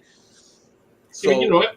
I was gonna say I mean Prime does have a slight exception that in G1 there were the Datsun brothers. In Prime there was only Smokescreen. Yeah, like Prowl and Blue Streak, Silver Streak. The toy line actually did do Prowl and Blue Streak, and they were repaints of Smokescreen. Like they weren't on the show. It was just a toy only thing. Interesting. Yeah. Though Prowl got a new head because they gave him like police sunglasses, so he didn't quite look like Prime Smokescreen. Okay. But even in the animation, there were different vehicles too, because Prowl was a motorcycle. Oh, you're thinking of animated. Sorry, I said animation. Sorry, animate, right? So, you know, he was a different vehicle there altogether, right? So as time is going on, we starting to get what we're talking about in that perspective, right? But with G1, it goes back to what D was saying. It's making money. Yep. Well, yeah. The whole, and I looked up, the Transformers Wiki has like scholarly articles on this. The reason these things exist is because the steel molds that the figures are made out of, making one is the most expensive part of the process. So they want to get the most use out of one when they make one. So that's why redecos exist, right? Makes sense. Especially when it comes to like Generation Selects figures, like Lift Ticket, where that's like that whole line is like a limited run of exclusive stuff. So those are always going to be repaints because they're not going to make new steel molds for that line. They might make like little individual parts, like how Black Zarak got like a new head and stuff, but like those are always going to be redecos because that's how the business side of it works, right? They don't want to make more steel plates because those cost like a lot of money to put together. I mean, which then works in the terms of the variations in the plastics, because then when you look at the original Seekers, or actually, in a sense, all 6 original Seekers, the metal parts are identical. The original 3 had the same plastics, but then when you come out with the cone heads, that's the cone heads were more enticing than the original 3, at least for me. The fact that like, you know, now the wings are like the wings of each of those characters are completely different. Yeah, running the same kind of plastics. It's called gang molding, and it's another money saving thing because you do them all at the same time, and then you use the same, you pour the same plastic into multiple ones. No, but it also goes to like what Dee was saying too, right? Like, you know, if I'm gonna buy, you know, a blue, like the red, and you know the red Optimus Prime, and there's that blue one. Right, I'm not gonna buy that blue one. I'm gonna go buy another figure, like the Megatron, like you mentioned, or I'm gonna buy, or like even the Dinobots. Like one of the reasons why I like the Dinobots because there were like 5 different Dinobots, right? There weren't like the same T-Rex all over again, right? And so if that was the case, I probably would have just bought one Dinobot, and then that extra money that I was able to have, then I would have bought another figure, right? Because you know you kind of want different things, and I understand what Dude's saying. Like he's right. I'm not going to disagree with him, but it also has to make sense. Like what I said at the very beginning, like, you know, was the Optimus Prime that I just showed you, right? So I'm not contradicting myself. So yeah, I bought the original red, and then I bought that, you know, the rest one because it's in the movie, right? And if I'm going to complete the set, I know I'm repeating myself, but you know it completes the set, right? So I'm not buying the same figure over and over and over again. But I don't know. It's for me. It's you want to. It goes back to your budget and spending money as well. And so, do you want to buy the same thing over and over again, or do you want to have a variety of different other figures? Yeah, because it is kind of like Lift Ticket. Like I said, this is just a deluxe, so that's why I got the repaint. I really like Kingdom Megatron and the T-Rex one, and they did both the T-Rex version of him and the Jurassic Park version of him, but that's a leader, so I didn't go in on the repaints of that, even though I liked that one. But it also goes, again, now that goes back to another show that we did. Would you buy the same figure over and over and over and over and over again, right? Or would you only buy the best, if you think you have the best figure, you know, you're going to stop there? That's interesting because I was going to say there's a couple of, because I have a whole table of repaints here that I brought as different examples of these.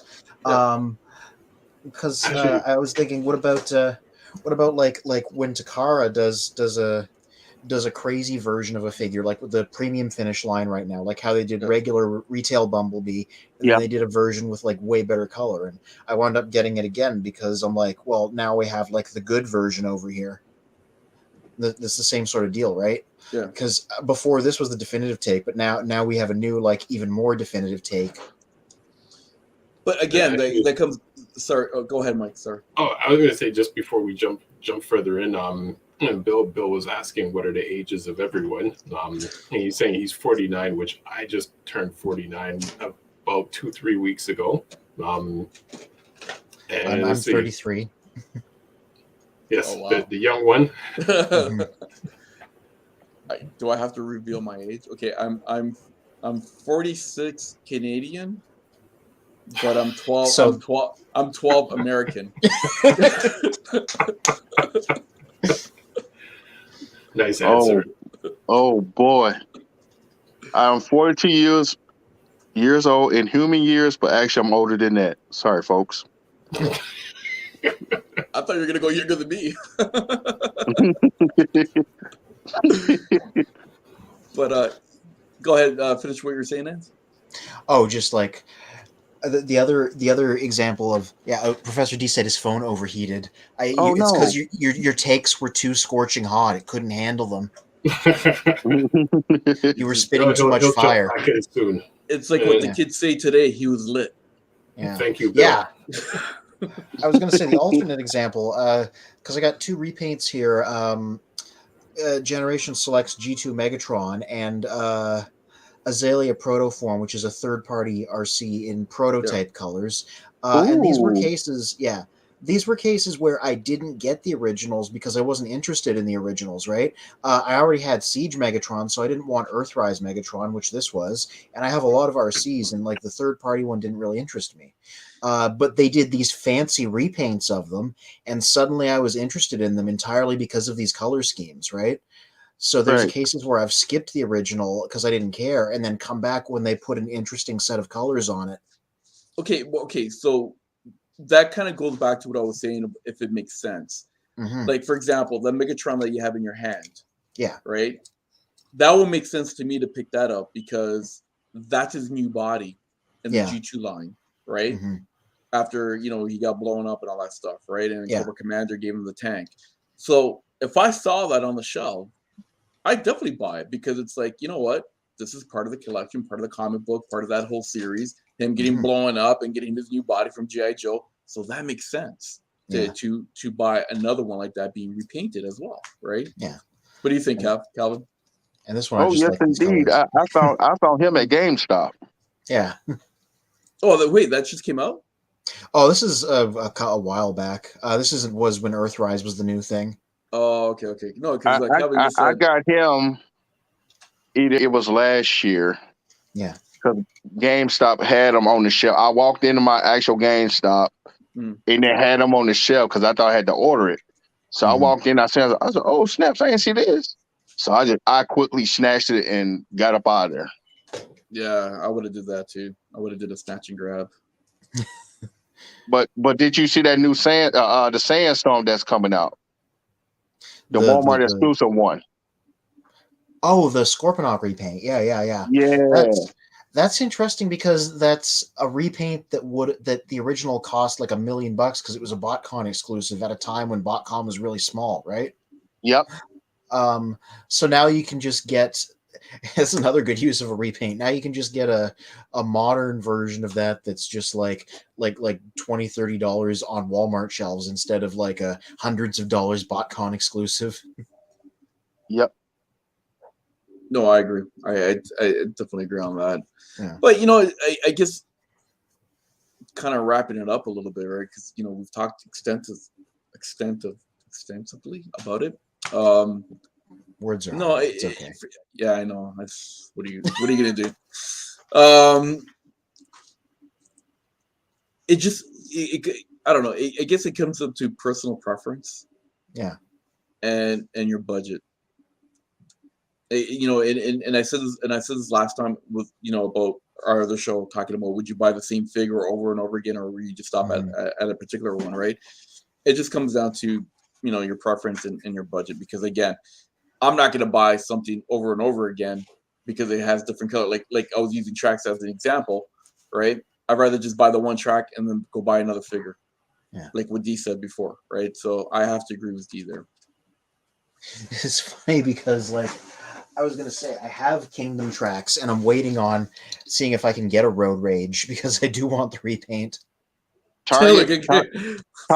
If you go to Target.com, they have it up there. We got 2 that's left. I ain't order. If you get the Target card, that's the only way how you can get it. Yeah. See, here's the thing. Well, we can't do that in Canada. We don't have Target. We don't have Target. Typically, Toys R Us carries Target exclusives in Canada, but for some reason they skipped Road Rage. Like they did TRex, they did the Buzzworthy Bumblebee line, but they didn't put Road Rage out there. So wow. Bill from Facebook is saying get them all twice. Well, if the tooling is good. Well, unfortunately, we don't have that place called, what's it called again? $5. Right. The cool one, the Amazon one. Yeah, $5. Get it for $5. Oh, and if it's there for a couple of more days, you can end up getting it for a quarter. Mm-hmm. We don't have that here in Canada. I never heard the website, to be honest. A dude said something about it. It's not a website. It's a broker. It's a store. I never seen it up here. It's down in probably where he's at. Look, give me 5. Give me 5. That's what it was called. How about give me one in Canada? Because I kid you not, Bill. I mean, the Canadian version is called Give Me 10. Yeah, there you go. I'd be there every day, man. I will literally be there every day. Like when I hear Bill telling like in previous shows and then in the comments talking about the prices that he can get for these Transformers, and I'm like, what? That's ridiculous. And were you on that show, Calvin, when I showed the price for the Bumblebee and Spark Okay, $34.99 for was it 34? Yeah, $34.99 for that. Are you nuts? Yeah, that was a crazy one. Everybody included thought that was overpriced. So yeah, I want to know how many of those are still on the shelves today. I see them at like only Toys R Us carried them, right? I see them every time I go into one. They're still there. There you go. And yeah, we discontinued it up here. Well, we discontinued it. It went down to like $2 and some cents. If you see it for $2, it's definitely worth that. But we got Bill here again. He's laughing out loud at us, obviously. Went there today, picked up 2 more sets of LED stripes. Yeah, rub it in, why don't you? Mike, we're getting killed here, Mike. Spin, we're getting killed, Spin. Well, what's happening? Again, this Give Me 5 up in where Bill lives. Wait, what? Remember that store that he goes shops at? Give Me 5. Oh, yes. Right? No, but we were just kind of wrapping up what we're saying about the repaints and all that stuff, right? And basically what it just comes down to preference, obviously, and your budget, right? Like, are you willing to spend, $50 5 times on one Transformer that got painted blue, green, or purple, right? Or are you going to buy it the one time and get yourself, another figure, let's just say, right? Or are you happy with that, right? So for me, I probably would just buy it once and then go buy another figure.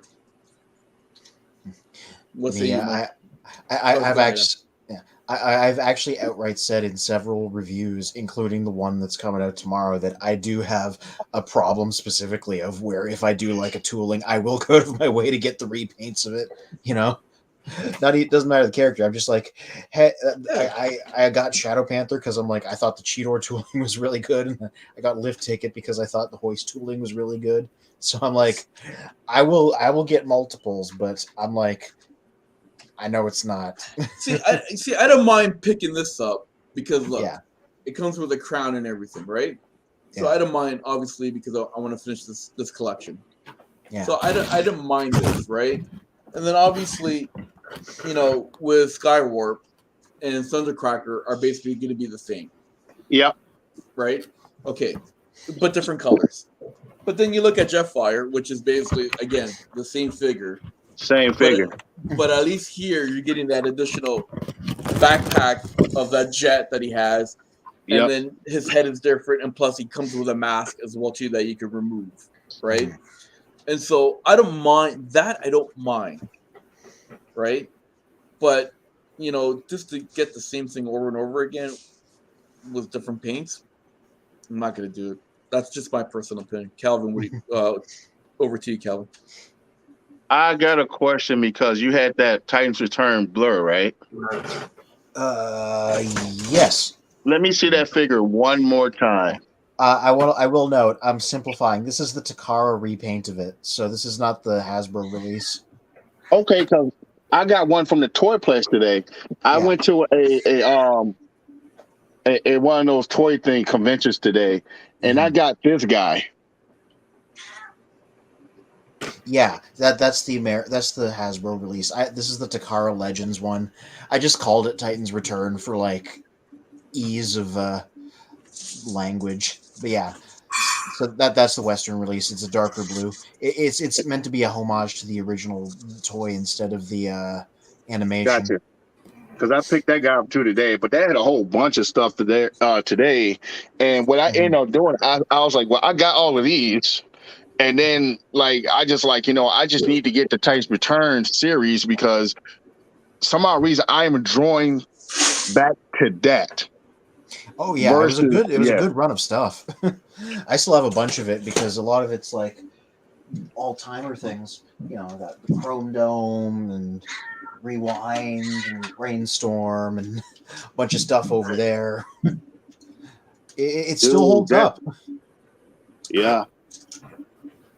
So that's why I said today I was looking for different Transformers to go into my collection, and I would get that red truck, but I wait for it to drop down in price. The reason I say that because ain't nobody really buying them like that.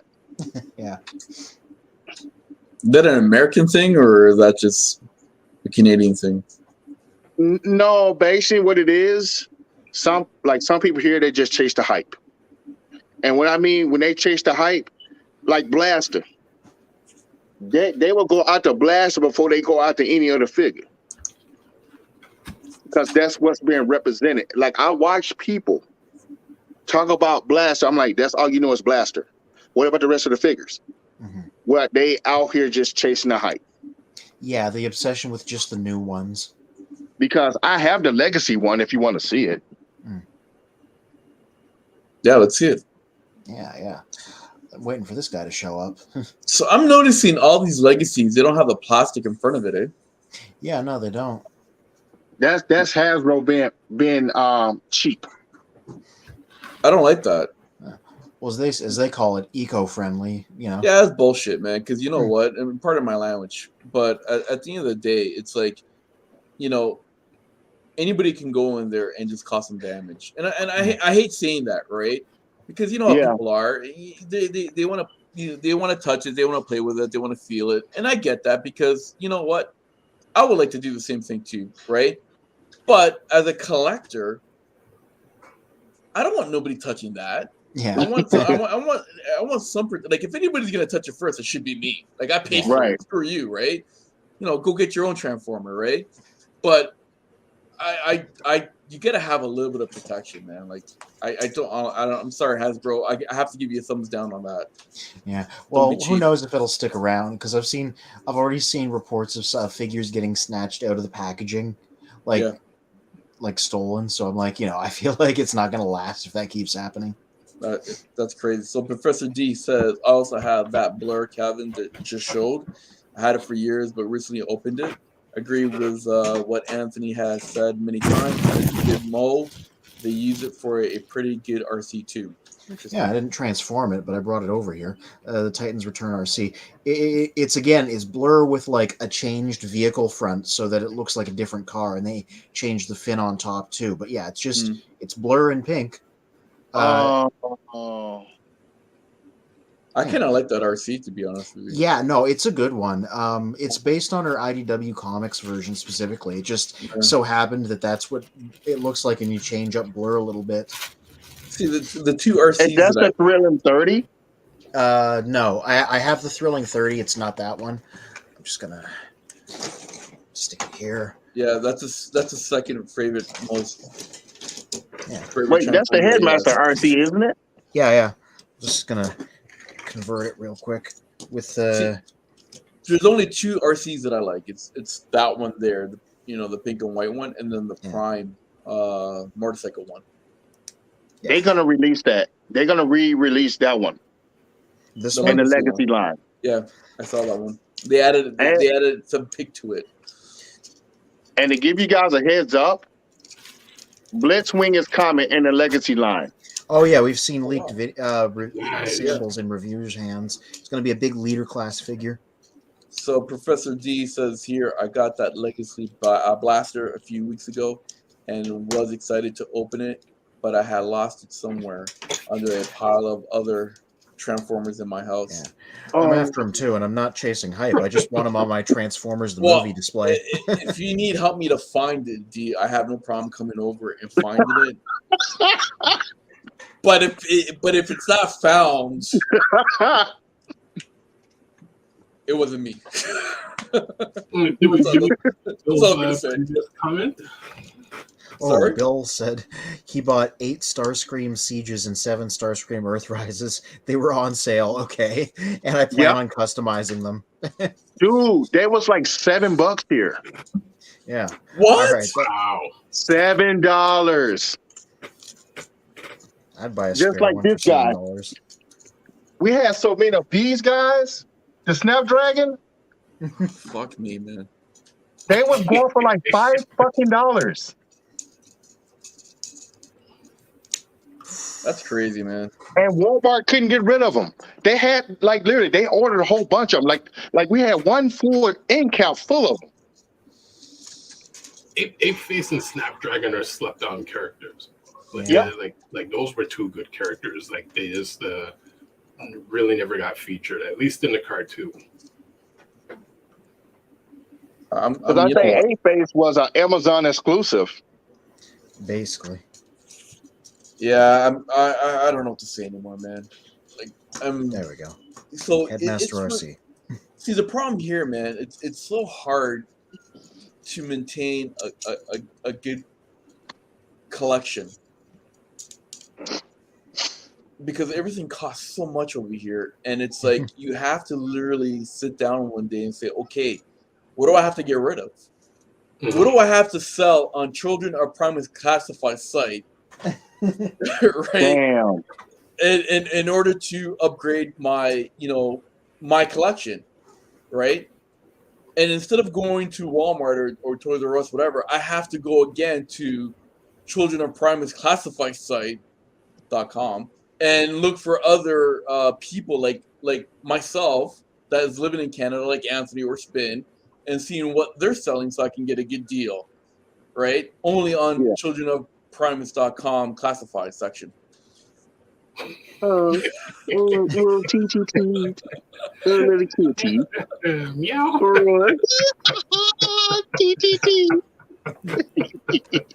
What up, pussycat? I didn't even notice. I was just like, because I was trying to show off the Headmaster RC. just staring into the camera. Yeah. You know what it is? Because I mentioned Children of Primus.com classified. That's why. Pepperoni says that you should go to childrenofprimus.com. Tried to bring her back on camera. She was like, no, I'm done. So we also have Bill here saying, yes, $7.25 each clearance at Walmart. We don't have a clearance. Do we have a clearance section in Walmart? Yes, we do. But it's usually no, I'm talking about in Canada. That people it's really usually very small and off in a corner. Yeah, the stuff that nobody actually wants to buy. Yeah. One time, my G1 reissue Optimus, the Walmart one, I did get it in the clearance section because it was like $15 at the time. So that happened. That did work out for me once. The one that doesn't have the trailer, it's just the cab. Yeah. You know what happens to me all the time when I go to Walmart? it never fails, and I got to fight with these people. They literally stock up whatever stock it is. Doesn't matter if it's Transformer or whatever, okay? And you're looking at the price, and you're like, oh, wow, look at the price. This is amazing, man. Like, for $20, $30, whatever it is. And then you go to the cashier, and it's like $100. You're like, wait a minute. It was on the shelf with like 5 other items, and it says $14.99, $6.99, whatever. And now you're telling me it's $100? Like, what's going on here, man? It's the most disorganized system. Like I've seen things where I'm like, okay, on the shelf it shows this price. Take it up to the cash, and I'm like, no, the shelf. Like let's both of us walk over, and I can show you exactly what this entire wall of items and the prices that it's listed as. And they'll say, well, no, it's in the wrong place. You know what, Spin? You know what? I kid you not. That happened to me last with this mic stand, right? This phone / mic stand, whatever it is, right? Anyways, I said, you know what? Screw this. I'm putting my foot down. So I literally said, no, I'm paying for that amount where you have 10 other of these things on that, on that rack, right? Mm-hmm. And they're like, well, somebody put it wrong. Well, guess what? That's not my problem. I'm not the manager of the store. If I was the manager of the store, I would have fired that person. Okay, which I don't like firing people, but if they're going to be costing me money all the time, then this person needs to be coached or fired, right? Yep. So I said, no, screw this. I'm paying for this amount because this is false advertisement now. The whole purpose I'm buying this is because it's on this shelf with this price. And the manager came and I said, no, man, you know what? I'm paying for this. I go, you guys have to pay. I go, listen. You have to pay for your mistakes. Otherwise, how are you going to learn? Mm-hmm. Yep. So at the end of the day, the manager let me pay. It was like originally that thing was like, I don't know, $59.99. I ended up paying $34.99 for it, right? So yes. But do you have to go through all those headaches to do that?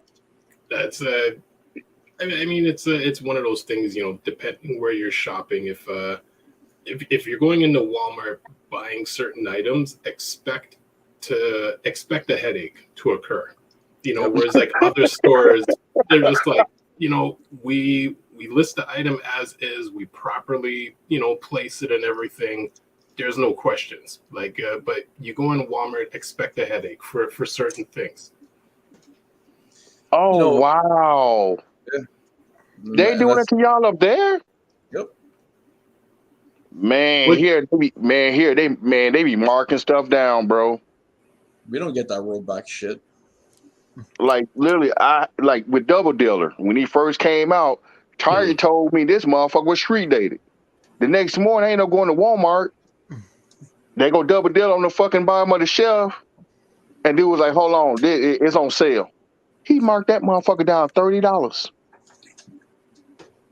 Wow. $30. Then I ordered one off a Hasbro Pulse. Didn't know it was coming. Showed up at my house, so now I got 2 Double Dealers. I put one away and put one on the shelf. Mm-hmm. You know what? I think I'm going to start a GoFundMe fund for Canadian Transformer collectors to buy Transformers in the United States.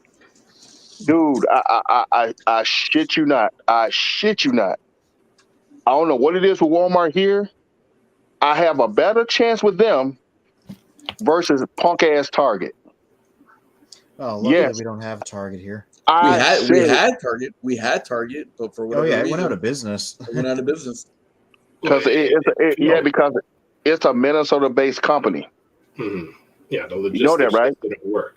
Yeah, I no, I didn't know that, but okay, you have to give me a little bit more explanation because Walmart is also a company that started in the States somewhere, right? And they're like international now. So how did Target effed up? Because Walmart has a bigger contract than Target. Mm-hmm. They got they got Marshall Fields and Dayton, which is our governor that was governor here. He was Mark Dayton. Mm-hmm. So he's ahead of that shit. And then they start cutting back the stores to save themselves money. And then they start switching the names over. So Dayton's Marshall Fields owns Target. Okay. And so that's how you see certain targets getting, like in Canada, getting cut out because they had to redraw back because they went through a new overhaul. Oh, so for what I understood is that when Target came to Canada, they took over another Canadian company called Zellers. Yeah, which is a cheap version of Walmart, let's just say. But they had some good stuff in there at really good pricing, right? So it was like the Canadian version of Walmart, I should say, right? So when their colors were actually the same colors as Target. So when Target came to Canada, they took all of their properties, they took all their stores, they slapped a fresher paint of red, right? And the inside of the inside Target was actually a little bit more organized and cleaner and nicer. And one of the reasons why it was really organized and cleaner and nicer because they hardly had anything on the shelf. So you walk in, like you get a flyer and you're like, you have all these products, especially Transformers, that are on sale or anything that came up. You're like, oh, cool, man. Let's go to Target. And we end up going in there and there was literally nothing on the shelves. Nothing. Is that the same in the States too? Yes. I'm gonna tell you the story behind that. They do this shit, and there's nothing on the shelves. Like every once a month, Transformers will go on sale for $18, they say $15.99. Like right now, the Revelations is for $13 right now because they try and get rid of them so bad. They overstock with them. But Transformers, the ones you're looking for, like the new stuff, you ain't gonna find it because they tell you what they get all these trucks in per week, and they still don't put stuff out on the shelves. Damn. And it's not in the system, but it's there on the truck and it's in the back. Just like I just showed you the Legacy collection, right? I had to ask an employee to go into the back and get the items. That cat, see, even the cat saying that's bullshit. Did she look amused to you? This is my cat. Yep. See, the only thing that we have here, but there's not many places, it's called Toys. Yeah, and they always insist everything in it's on sale when that's not actually the case. Yeah, well, they end up they're what they do that they buy all the stuff that are like out of season, right? Like for example, like I don't know, let's just say the Headmasters, that's what be stocked right now, and that came out like how many years ago, right? So what they do, they buy all the overstocks that they never got sold, and so so that's how we can find stuff that we were able to get at the beginning. So we go to that place called Toys, and then hopefully we can find something in there that we missed out, from Generations or Headmasters or whatever, right? And the prices are not too bad. It's a little bit cheaper than when they first came out, like the original price. But again, you're still paying a hefty price because the rent is expensive over here, right? Yeah, so you gotta factor that in. Yeah, liquidation type of store. So Bill from Facebook also mentioned that the Targets never have anything. He also mentioned earlier that our Walmarts are all self-checkout only, no people at all, just the ones watching for shoplifters. Which our Walmarts are slowly going that way, because we'll have like say 20 self-checkouts, but only say 5 or 6 of them are ever open. Wow. Yeah, so it's kind of a pointless system. Like one whole section is self-checkouts, but half, at 2/3 of the section is out of service. Whereas like some other stores that have the self-checkouts, they have made it efficient where almost to the point like there's no cashier or just that one person watching, and all of the checkouts are open. But I mean, there are people who still would rather deal with a person to allow them to keep their job, because at a certain point, like all these people are losing their jobs over the self-checkout system. And really, in a sense, I don't work for Walmart or these stores, so why am I checking out my own items? Well, but hold on, let me add to that. Like, I want to go to a checkout, to a cashier, because in that price of the item that I paid for this, it's her salary or his salary is in there. Right. Okay. So if I'm gonna check out something on my own, I gotta, scan it and bag it and all that shit. Why am I not getting the discount then? The employee discount. Yeah, because now I became your employee now, for that one, 5-10 minutes, whatever it is, right? That's some bullshit, man. I'm sorry to say that, but that's another way for these companies to, maximize their profits. Yeah. And cut corners, whatever cases, right? And so they can continue to make profit. Listen, I understand you got to make profit, but if you're going to do certain things to be smooth and you're going to have people do things and all that, I'm sorry, but at least when I go do the work of somebody else that was doing it, give me that discount. Yep. Then I don't feel as bad. Otherwise, I'm going to the cashier, man. I fucking paid for it. I paid for him and her to do their job. So guess what? I'm going to have them do their job. It's only right. It's only rightfully so, Bill mentioned that they have like 15 to 20 self checkouts, and I think that's about right. But I think for us as well, it's probably about 20. Where they split it about people, like 10-10, where it's like if you have 1 to 20 items, you go to these 10. If you have more than 20 items, you go to the other 10. But again, it's like the self checkouts between both. Bird dog. Hey, puppy. Bird dog. That's not a puppy. It's a you know what? Dog. You want to know something? This is my little Chihuahua Yorkie. And bird dog. and she's what's called a rescue dog from where? From Tennessee. Nice. Oh, sorry, Kentucky. My bad, Kentucky. I was gonna add in terms of store logistics and items not being available. Sometimes it depends on the contracts between the distribution, the stores, and the merchandise, which I know D would be able to speak on, because when we had the studio in the downtown west end of the city, beside us was a sports store that would sell like shoes, skateboards, and it's like different various things that a lot of skaters would come in the store for. And a lot of people would come in the store and say, well, how come you guys don't sell like Nike and Adidas and these other things? And the store said, we're not allowed to, because the malls have contracts with those companies that any other store within, say, like a 5 to 10 mile radius of the store that does sell it is not allowed to sell those items to become competition. So it forces the smaller stores to not be allowed to sell the things that people actually want to buy.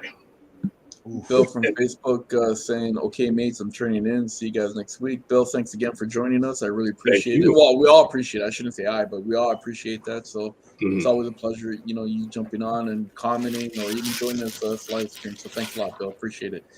Yeah, but you know what? See, that's where I know we're kind of going a little bit off topic here, right? But the whole point is still comes back to Transformers, right? That's where competition has to allow itself to happen. Right. Like, I want to see like more than one toy store, so I can go in there and say, hey man, you know what? There's this, Optimus Prime there that I can go buy, and he got it for $39.99, and the guy down the street has it for $29.99. You know what I mean? So, but the whole point is that at least there's options. There is no options anymore.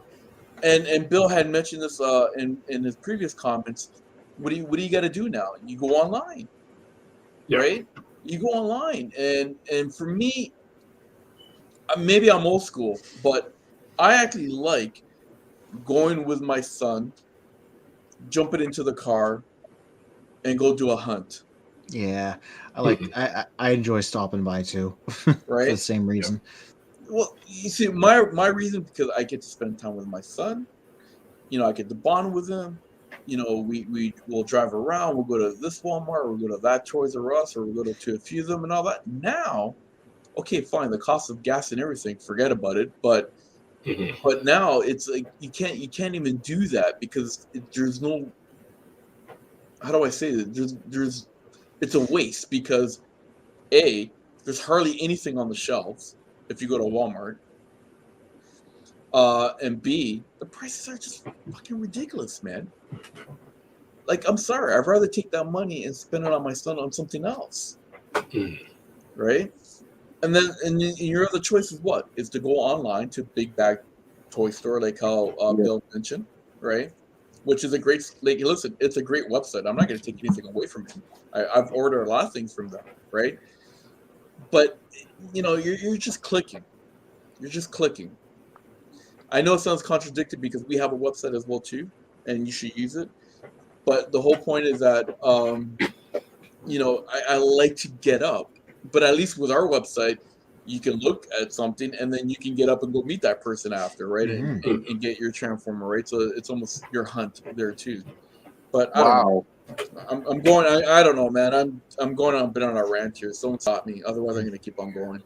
Well, I was going to add to that when stores and companies and distribution companies start dealing in exclusive type of deals, it almost takes away from it almost forces people to not know what the actual price of the item is. Whereas like when you start having competition, you kind of get a better idea of what the price is. Where say Walmart has the item for $30, but another store has the item for $20. So at some point you're like, well, how much is this? How much does the item actually cost to these stores? Like what kind of markups are they working with that one can sell it for 20, one can sell it for 30. It's like I'm seeing that a lot more nowadays with inflation hitting everything. It almost forces everyone to sell the item for the exact same price because they're all getting it for the same price from the manufacturer. So they don't have that option of like, well, I'm getting it for 10, so I'll sell it to you for 20. Someone else, or I get it for 10, I'll sell it to this person for 30. Now I'm getting it for 20. I can only sell it to everyone else has to sell it for 30 because like we're all on the exact same playing field now. Yeah, I agree. But again, if you have more than one toy store on the corner, right, versus 20 paydays on a corner, then you have at least some competition and you have variety. Then you're able to get out and do your toy hunts, and have that fun hunt, right? And I think what's happening now, with what's happening in the world and everything, it's stuff like this, and people may agree or disagree, but it's my own personal opinion, becomes even more of a reason why you're doing this. Right, because it comes, like, it just brings some kind of joy in your life. But now, right, but now it's like if you're also complaining about this now, that's supposed to bring some kind of joy in your life, right? And I don't want to end on a sour note, right? But it just sucks. Well, it's a reality. Well, I mean, I'm like that. It's like, this is supposed to be fun. If it's not fun, find something that you do find fun, because there's a lot of stuff you got to do that's not fun. So this stuff needs to be fun. That's like, it's mandatory. Yeah. Yes. That's my positive spin on it. Yeah, like for me. See, for me, the only time I want to get frustrated over something like this is because I can't find that item. And I want to go on more of a hunt, and I want to be determined to find it, right? And once I find it, I'm yeah. You know what I mean? Professor D says, or Lottie Land, where the streets are paved with cheese and there are 2 toy stores on every corner. Hey, don't forget the pepperoni. Well, it is funny that land almost exists because we've got right 4 Tim Hortons on every corner, on literally every corner, like every intersection of the city. Jeez. All right. What do you think, Calvin? I just feel like if I think it's all staged to take away anything you do that equal happiness, and I'm starting to see it a whole lot to where the point. That's right. Tell him, Kitty, it's fucked up. The happiness of what you can do, because we all got hobbies. And these are one of the things you like to do, is like you like to collect, but you got people in the world that's trying to take everything you do for fun out of the equation. Oh yeah. And what I mean by that is like, it's like whatever should be able to float your boat, you should be able to enjoy it. But you got people that's in the world right now that hate to see you have something, or they hate to see a smile on your face. Pay attention to what's around you. Yeah, I did that today. I agree. Go ahead. Sorry, Kevin. Go ahead. No, go ahead. Go ahead. Finish. Because when I went to this toy auction place today, I went in there with an open mind, and I was cracking jokes, and I kept using the phrase of Doctor Strange, I came to bargain. I made a lot of people happy today. Nice. But and some of the people that I encountered had PayPal. And I told them, I said, you would have made a lot of money if you had a card reader. The ATM machine was out. I told this one kid, because they had a Captain America, Thor, and Deadpool and Spider-Man. The big Marvel Legends boxes, the black boxes. Okay. I told dude, if y'all would have had a card reader, I would have made y'all happy today. So yeah, go ahead. No, finish. I thought you were done. Sorry, go ahead, Cal. So I end up, my guy was there too. He said, man, you need to go talk to Mo. And I didn't know who Mo was at all. I'm talking about the little Asian dude, cool as fuck, man. I'm talking about like cool as shit. When I walked in, I didn't know who dude was, and I went to his section. The guy had every fucking Transformer you name on a little shelf end cap, and Marvel Legend figures. And when I turned around, that's when I seen Blur. My other friend, he picked up the cup from the Titans Returns, and I ended up picking up those other 2 figures, Scourge and Blur. And before I turned around, he was putting more figures out. And I told him, just hold these for me. So I went over there and bought some more Marvel Legend figures. And I asked Mo, do you take cash or card? His wife said cash. So when I went back, Mo showed up in his brother-in-law. I used my card.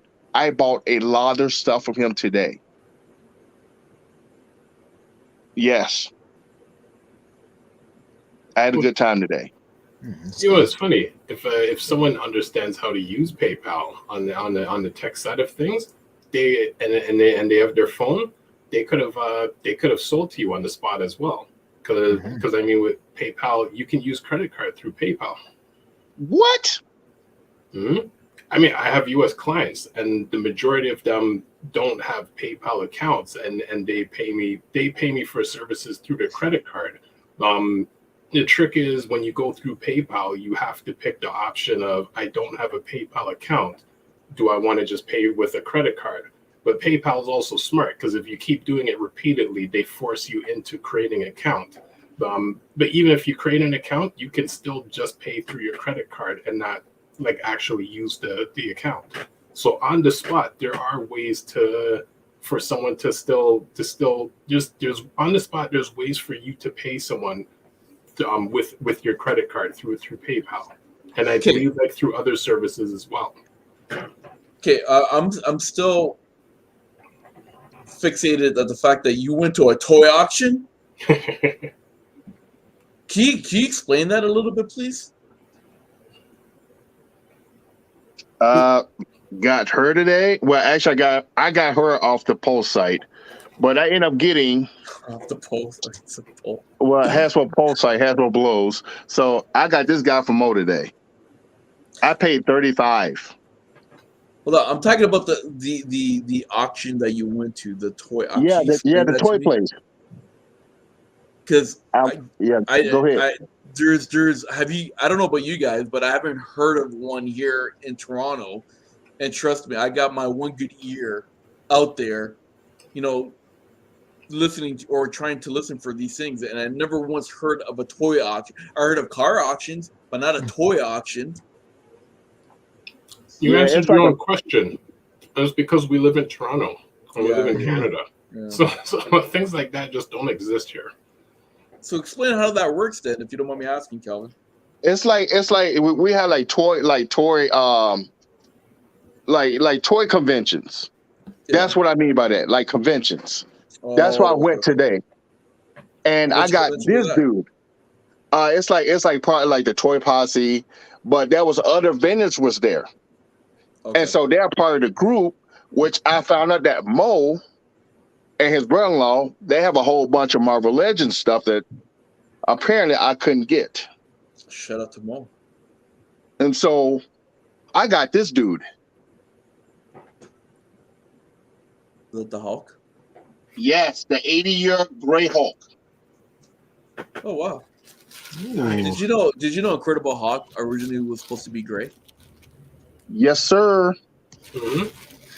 Now, can I ask you another question, Calvin? Do you guys have a lot of toy conventions there? Like a lot? Like, oh, hell yeah.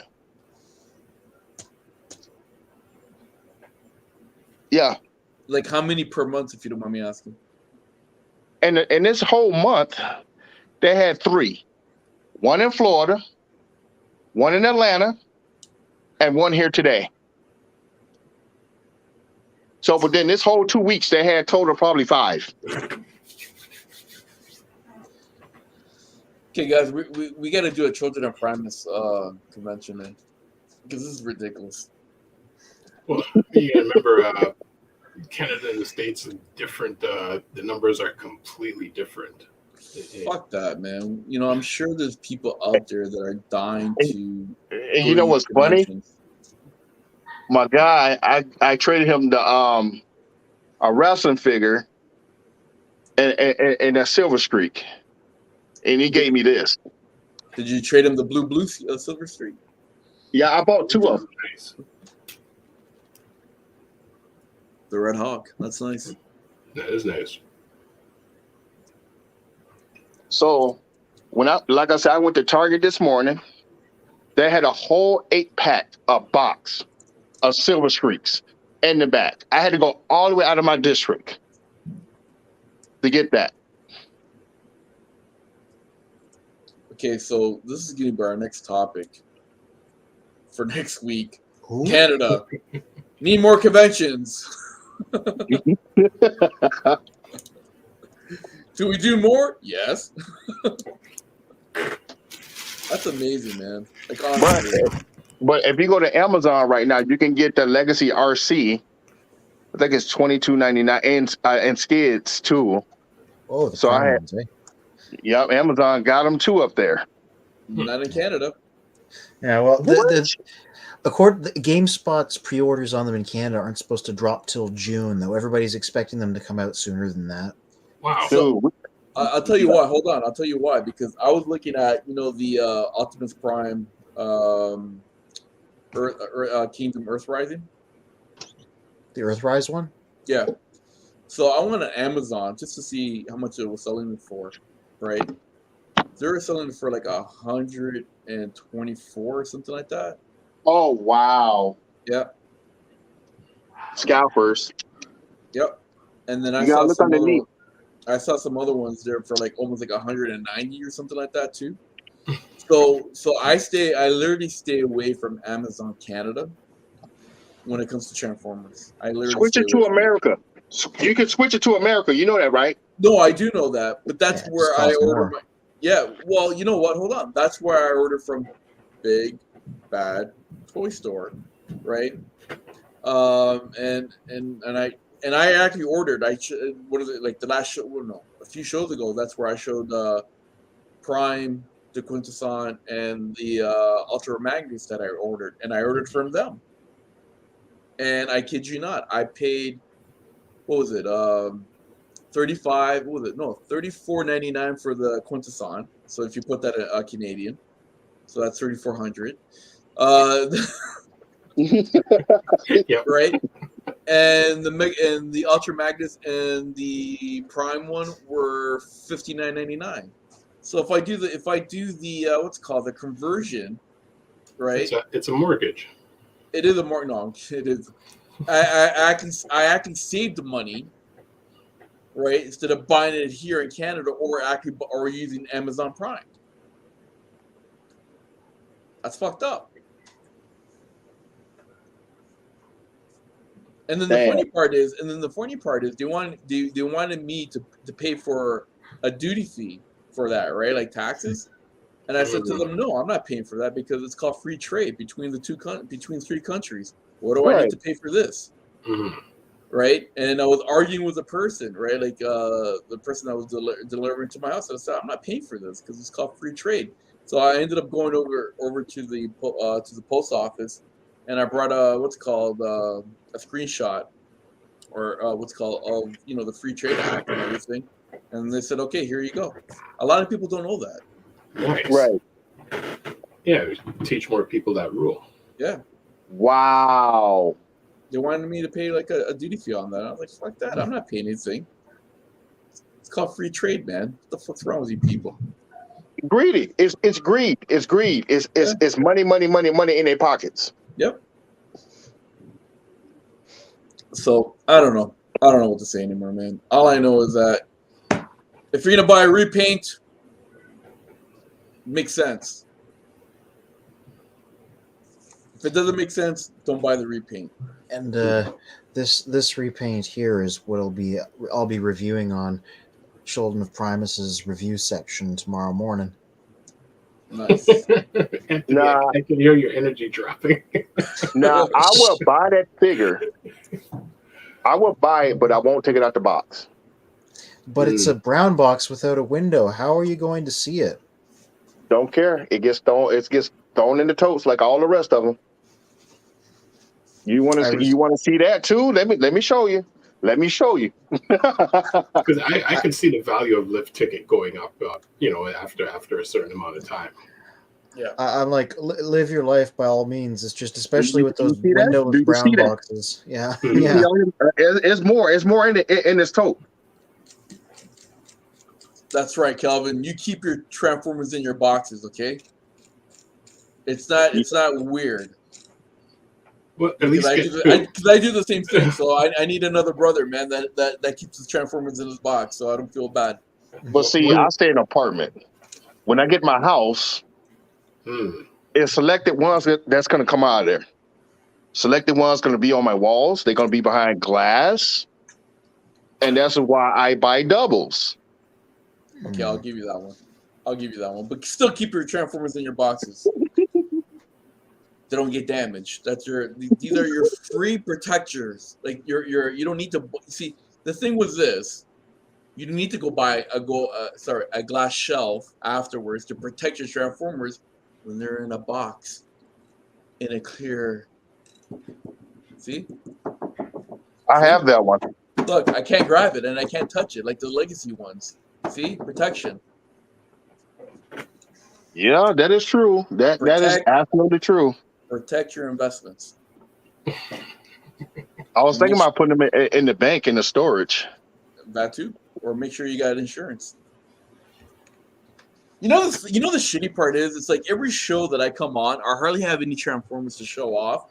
And that's why today I purposely brought my little collection, because people are like looking at my background and they're like saying, this guy doesn't have a Transformer collection. Well, look at my background. I know. Like, I barely have any has that type of thing going on behind me.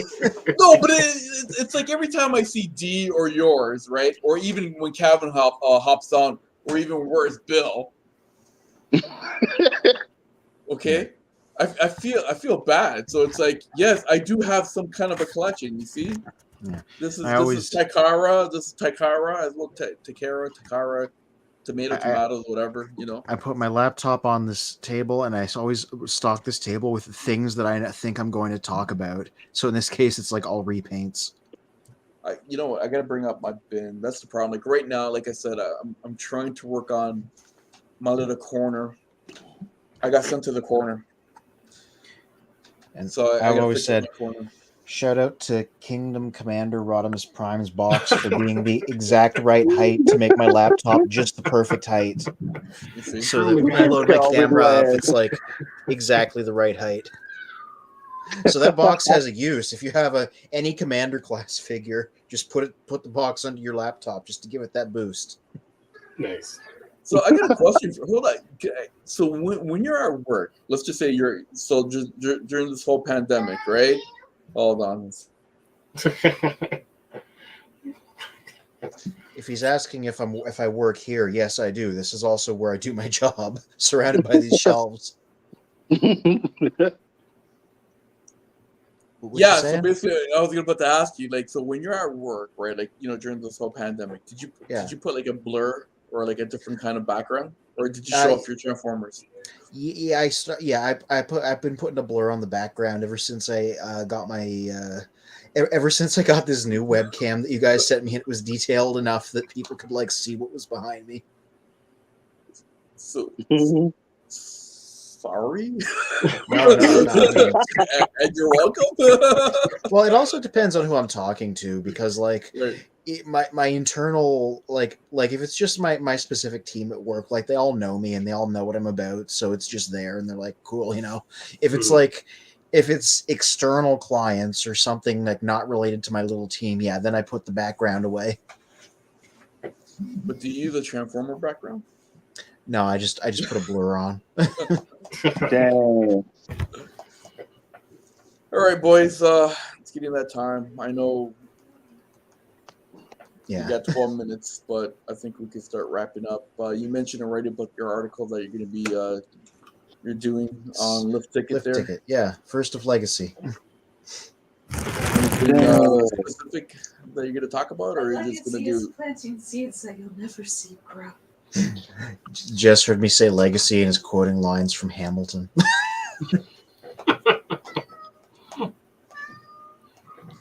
Even Pepperoni too. Yeah, Pepperoni's also quoting lines from Hamilton in Cat. Yeah. Everyone's in the show. She just said, Washington cannot be left alone to his devices. Oh no! Indecisive through crisis and crisis. The best thing that he can do for the revolution is go back to panting tobacco on Mount Vernon. Ooh, that was Yo, we're getting a free show. Spin said you're getting a free show. And the funny part is that's how my they were neck talking is back so in the day. sore, and I'm gonna die. But real quick though, do yourself a favor and just like treat yourself to watching Hamilton. It's so fucking good. Like, that's all I'm gonna say. My neck hurts. Like, that's been a long day. I'm so fucking tired. My neck hurts. Me too. My back hurts. But everyone, like, fuck this stream. Go watch Hamilton. Well, we're just about done. So like right after. Go watch it. It's so good. It's so good. Well, come on, Jess. You have to watch Children of the Primus first, so many then Hamilton. I swear she has to have her own segment. Like it has to happen at some point. Yeah. You gotta just fully come on here at some point. Just moment. Yeah. Just moment. Yeah. Yes. A just moment. Yeah. Brought to you by Just Moment. Yeah.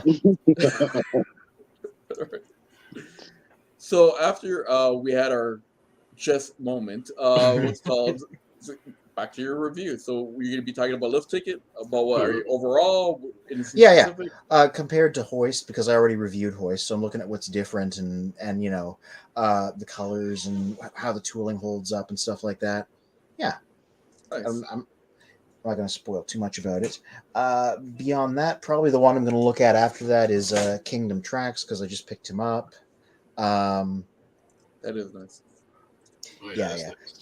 And TRex is like a favorite B-lister of mine, and I've tried to find a good figure of him for years, because like the old Reveal the Shield one was a bit too it was Wheeljack before it was TRex, and it showed, so it didn't really look very yeah.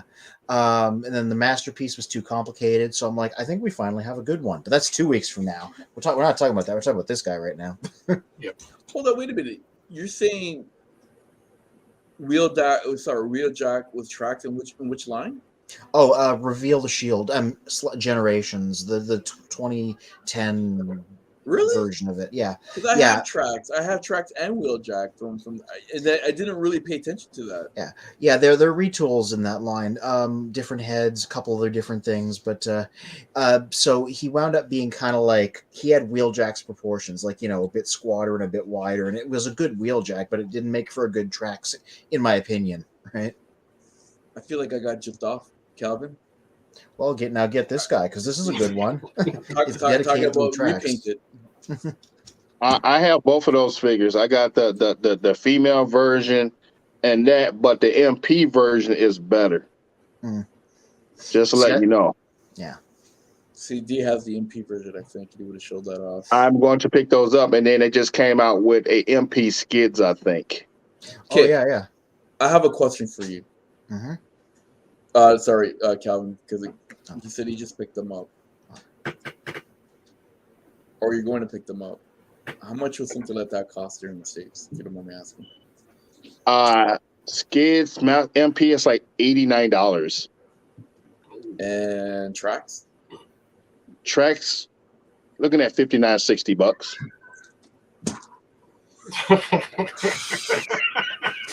Yeah. Those are some of the cheaper MPs, so they're already on the low end of the Masterpiece scale, even though that's still cheaper than they'd be in Canada. So keep that in mind too. So Prime's just giving me a hug right now. Yeah. Thanks, Prime. I appreciate it. But the thing is, though, right now, GameStop is whooping their ass. And the reason I say this, because I can go to GameStop right now and order this figure. Or I can pre-order it. I will get that figure when it come out. I ain't got to worry about the scalpers. I ain't got to worry about these little toy groups. Because now I know because right now I paid up all my Transformers to what I'm getting. Okay, so here's another question now. This ending, like this segment is, let's get to know Americans, what's it called, shops for us Canadians. That's going to be a whole show in itself. I know. Eh? So this is like a little precursor to it. Then the game shop there, I want to do a little bit of a comparison to our game shop, right? Because it used to be called EB Games, right? Their Transformer section, how big is it? They don't it's what they put on the shelves. Yeah, is it just only one shelf? Is it like one big shelf? Is it just like it's multiple shelves? Wherever they get in, they put it on the shelf. If you see it, you come in and buy it, or you can pre-order it, and they'll hold it for you, or you can have it shipped to your house. Okay, so for example, you see Anthony's shelf right behind his head. Yep. Okay, so I've recently went to a game shop not too long ago, and where was it again? In the Eaton Center, right? And that's a mall. And I looked at their collection of Transformers that they had, right? And it was just only the one shelf, like behind Anthony's head there, like the middle shelf. Like that's how big it was of mini of all the Transformers that they had. Wow. Did you find the same thing too, Anthony, when you went into any of the game shops near you? Yeah, it's because they're not big stores to begin with, at least in my area, right? Like they're little, they're like the ones that would be like one single spot in a mall, right? So at least the thing about them in Canada is they get new figures usually first, but it's such a small section that they're always gone really quickly. So it's hard for us to get there quick. Like we literally have to camp out in order to get the the stuff that just comes out. Yeah, that's crazy. And, again, I prefer in person to online, but I think they do make up for it by the fact that they have probably, out of all the major ones, like the best online infrastructure for getting figures that way. So I think that kind of compensates for the storefronts being kind of small, in my opinion. So what would you? So Calvin, would you the game stop over there? Would it be like multiple shelves, like how Anthony is, or is it just the one shelf? Multiple shelves.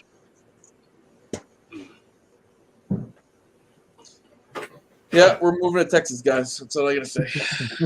Oh, so yeah, God, Texas will have more stuff than us, though. Just keep that in mind because everything is coming off the ports. I mean, that and also the population between the two countries are drastically different. Yeah, I agree 1,000% there. But you figure like a city, Toronto, where we're the fourth largest market in North America. Right, in North America. We're number 4 in North America. That's including the States too, So shouldn't we have at least something comparable? But largest market of what though? City-wise and population-wise. Yeah, but I mean, we're number 4. Toronto's number 4. If you look at population compared to cities, I think it's New York, LA. I can't remember. It's one of the cities in Florida, and then it's us. You talking about Miami? I think either Miami or Tampa Bay. I can't remember. Right? Nope, Miami. So Miami, and then it's Toronto. Wait, population per city? Yeah, that's what I mean by fourth largest market, because the population creates the market, right? So correct. So what happened is that we're the fourth largest. So we're just like we're ahead of Chicago. Obviously, we're ahead of Detroit because Detroit's a ghost town. We're ahead of San Francisco. We're ahead of Tampa. I guess Tampa. Then if it's Miami, it's the bigger population. We're ahead of Montana. We're ahead of Colorado. We're ahead, St. Louis. We're ahead of those are major cities in the States, right? Yes. Okay, so Toronto is actually ahead of them, in population-wise. Yeah. Yes, you are. That's interesting. Look at Mike's face. No, okay, I'm just thinking in terms of the numbers because I know I can't remember if it's within LA or California, whereas their population is basically the amount of people in our entire country. We're in LA. No, LA. We're talking about the city, LA city, the city, okay. not the state. Right. So then, but think about it. Think about it in terms of okay, if we're comparing cities to states and say to provinces, don't confuse the two, Mike. We're talking about the cities, not the provinces versus states. We're talking about Toronto versus New York City. But then look at Toronto compared to Ontario, and then look at New York City compared to New York State in terms of the population. I know that, but we're just talking about the cities. I'm not. Don't add things that we're not talking about, right?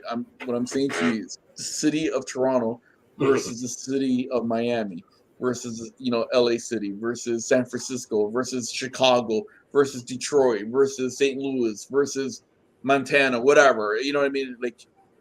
I don't know all the cities, all the major cities in the state. Sorry, right? But but Toronto is the fourth largest population in North America.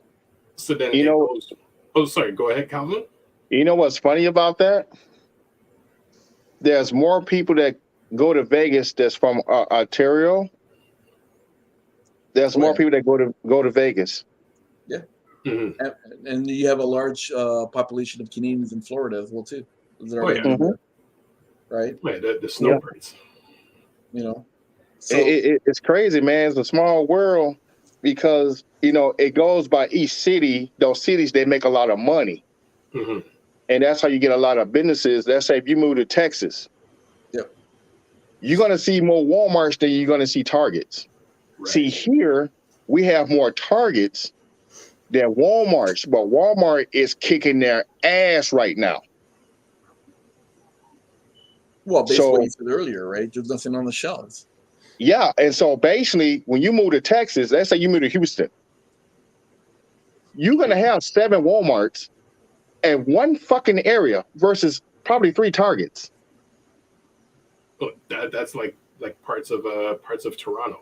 Like from where I am, there's almost 4 Walmarts like within a few minutes of each other. But I mean, some of them, one's a super center, but then the other 3 are like, somewhat the smaller versions of them. Yeah, they're small. Yep, they're small. Yeah. But that's my point, right? So that's why in Toronto we should have a larger selection versus Winnipeg. You get what I mean? Yep. Because Winnipeg, they don't even have 1 million people living in there. Mississauga is bigger than Winnipeg. Wow. Right, and that's a city in Toronto. Like that's a city in Ontario, right? We that's part of the GTA, right? Mm-hmm. And so that's what I'm saying. I'm surprised as a city of Toronto how big it is, and plus, part of the GTA. We should have a more selection, and we should have cheaper prices because of competition of the more selection. But unfortunately, it doesn't work like that at all. And you know the killing part about that? In Florida, the mom and pop stores is fucking hurting Walmart and Target down there. Sorry, mom and pop stores. Mom and pop stores. Yeah, are hurting? They're hurting Walmart and Target in Florida. They're hurting. Oh, okay. They're hurting. Oh, dude. The other way around. Yeah. Dude, literally, I don't know. Do you follow Self, the programmer? On YouTube, he's like a chubby fat dude with glasses, and he lives in Tampa. And so what he do, him and his guys, they go around, they toy hunt, and so they go to these mom and pop stores. The dude found a whole case of Marvel Legends, bro, that haven't came out at the mom and pop store, and Transformers. Damn. See, the mom and pop stores, the mom and pop stores over here are hurting. So if there's a Walmart that comes into a community, that mom and pop store that was in there originally, they're gonna get decimated. Well, it's a different mindset. The same thing would happen in music, where the mom and pop music artist in the States, he could basically conquer that entire city and state. In Canada, it doesn't work. It does not translate the same way in the province or throughout the entire country. But in that one state, they're making a killing, and then they still have 49 other states to choose from. With Canada, you're done. Ow! Why do you think Drake blew up here in Canada? Oh, he blew up in the States. Well, exactly, and then he came to Canada. Yeah, and I'm like, nah. All right. Anyway, let's get back to Transformers because Anthony. Because maybe one of these days there's this light outside. I can literally go outside my apartment.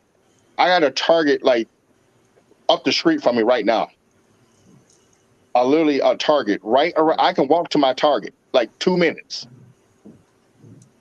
Versus I got a Walmart. It's 5 minutes away. Yeah, I have to cross the border to go to Target. Wow. So, anyway, Anthony, Friday. Anything happening on Friday? I'm working on something, but I don't know if it will be ready for Friday. Like I said, I want to start doing an occasional feature where I talk about something from my shelves that is not a Transformer. But since I collect Transformers 90% of the time, it's always written from the perspective of somebody who looks at these things through Transformers lenses, right? I got something written. I need some time to take some pictures. We'll see. Maybe it'll be ready for Friday. Maybe it'll need to wait till the Friday after that. I'm doing these as I have the spoons to put them together, right? I'm very intrigued. But my method is like 90% of my know-how of action figures is viewed through these guys. So it's always like, well, how does this compare to a Transformers thing? That's how I write these, right? So that's how it'll be. So That's for cool. our viewers, Mm-hmm. you're gonna have to keep on checking into childrenofprimus.com under our news and reviews to see what Anthony's gonna come up on any given Friday. Mm-hmm. And you could check out our Facebook, Twitter, Instagram page, because we will share it to those other forms of social media. And you know what? We said this a few times, but you know what? We gotta say more often. If there's anybody that has, a photo of their collection or something that they're building that's Transformer related, or even an article that you guys want to submit to Children of Primus, You want to rant about something? Yeah. Yeah, you know what? Send it to us, and we'd be more than happy to promote it, post it, and talk about it. Because the more feedback and the more comments. Oh, that reminds me. Please hit the comment. Well, we have some comments already, but hit the like button, share it. It helps us out big time. And the reason why it's helping us out, not because we're making money, because obviously we're not making money from this. It just gets the word out for us, and the more that people could do that for us, that'd be grateful. We would truly appreciate that. So like it, comment, which you've been doing, and share, And subscribe. share, and subscribe too. Yes, so it helps that algorithm, the rhythm of the night. Yes. Boogie down the rhythm of whatever rhythm. Something that might help. I am an editor in my day job, so if anybody out there wants to submit writing but is not totally confident in their ability to write, because just flip it to me anyway. I can clean it up and post it. So Nice. it's what I do already. It's like it's really easy for me. I've been doing it like for years. So Holy. So you're telling me you're an editor all this time? So all the articles that I've been writing about hockey, I could have sent it to you to proofread it? yes, but once we're talking about volume, then it becomes a matter of like, well, am I freelancing? Am I getting paid? Yeah. Hidden features. Funny, I'm just thinking of the Hidden other features, angle yeah. of I could only imagine the stuff that Anthony probably comes across where it'd be like, spelling, grammar, run on I will say, sentences. I appreciate it when other people point out typos in my own writing because I cannot edit my own work. It's just not possible. I agree. I write it and I put it out there, and hopefully I'm like not too many errors crept in. No. I can edit other people's work. I can't edit my own work. No, it's funny that you say that because so when I do my articles people are saying articles. Yes, I have a website called Hockey Needs that I do because I promote and train in hockey and all that kind of stuff. Anyway, the fact that I agree exactly what you're saying because every time I look at my article, I will read it like 20,000 times. And then I'm like, I don't know. I think it's right. I think it's good. And then I give it to my wife because, she's a teacher and everything. And then she will look at it. Yeah, you made a mistake here. I'm like, fuck. I thought I caught that, right? It's tunnel vision, even with my own work. Because you spend so many hours within what you're doing, you start missing the little mistakes that someone else would be like, oh, you missed that little thing here. Okay, cool. So again, people, if you have articles, photos, anything you want to brag about, collections and all that kind of stuff, please submit it to us, and we'd be more than happy to promote it, plug it, whatever. Please do it free. So, Children of the Primus, you got news and reviews from our great writer here, Anthony. Plus, we also get other news from other Transformer news from other websites, so you don't have to click and open up a whole bunch of different browsers or tabs. If you want to stay up on what's happening, we got it. Exactly. Come to Children of Primus, and at the same time, and I've been saying this since day one, I said it about 4 times in this video itself, or this show itself, we got the Classify site, which is free to use. Please use it, abuse it, do whatever you want. I don't care. Just use it. Okay? Especially with today's economy. Use it. Do it. Okay, do it. All right. Calvin, you got anything you want to plug? Yeah, I would say next week we can do a show on the Legacy Collection. Like, what do you want to see in that series? Yeah, I'll do that. I got thoughts. So, like I've been telling people this 2 years ago. We need a Blue Twin cast. We're finally getting him. We're finally getting him in the Legacy wave. He's coming in wave 3 or 4.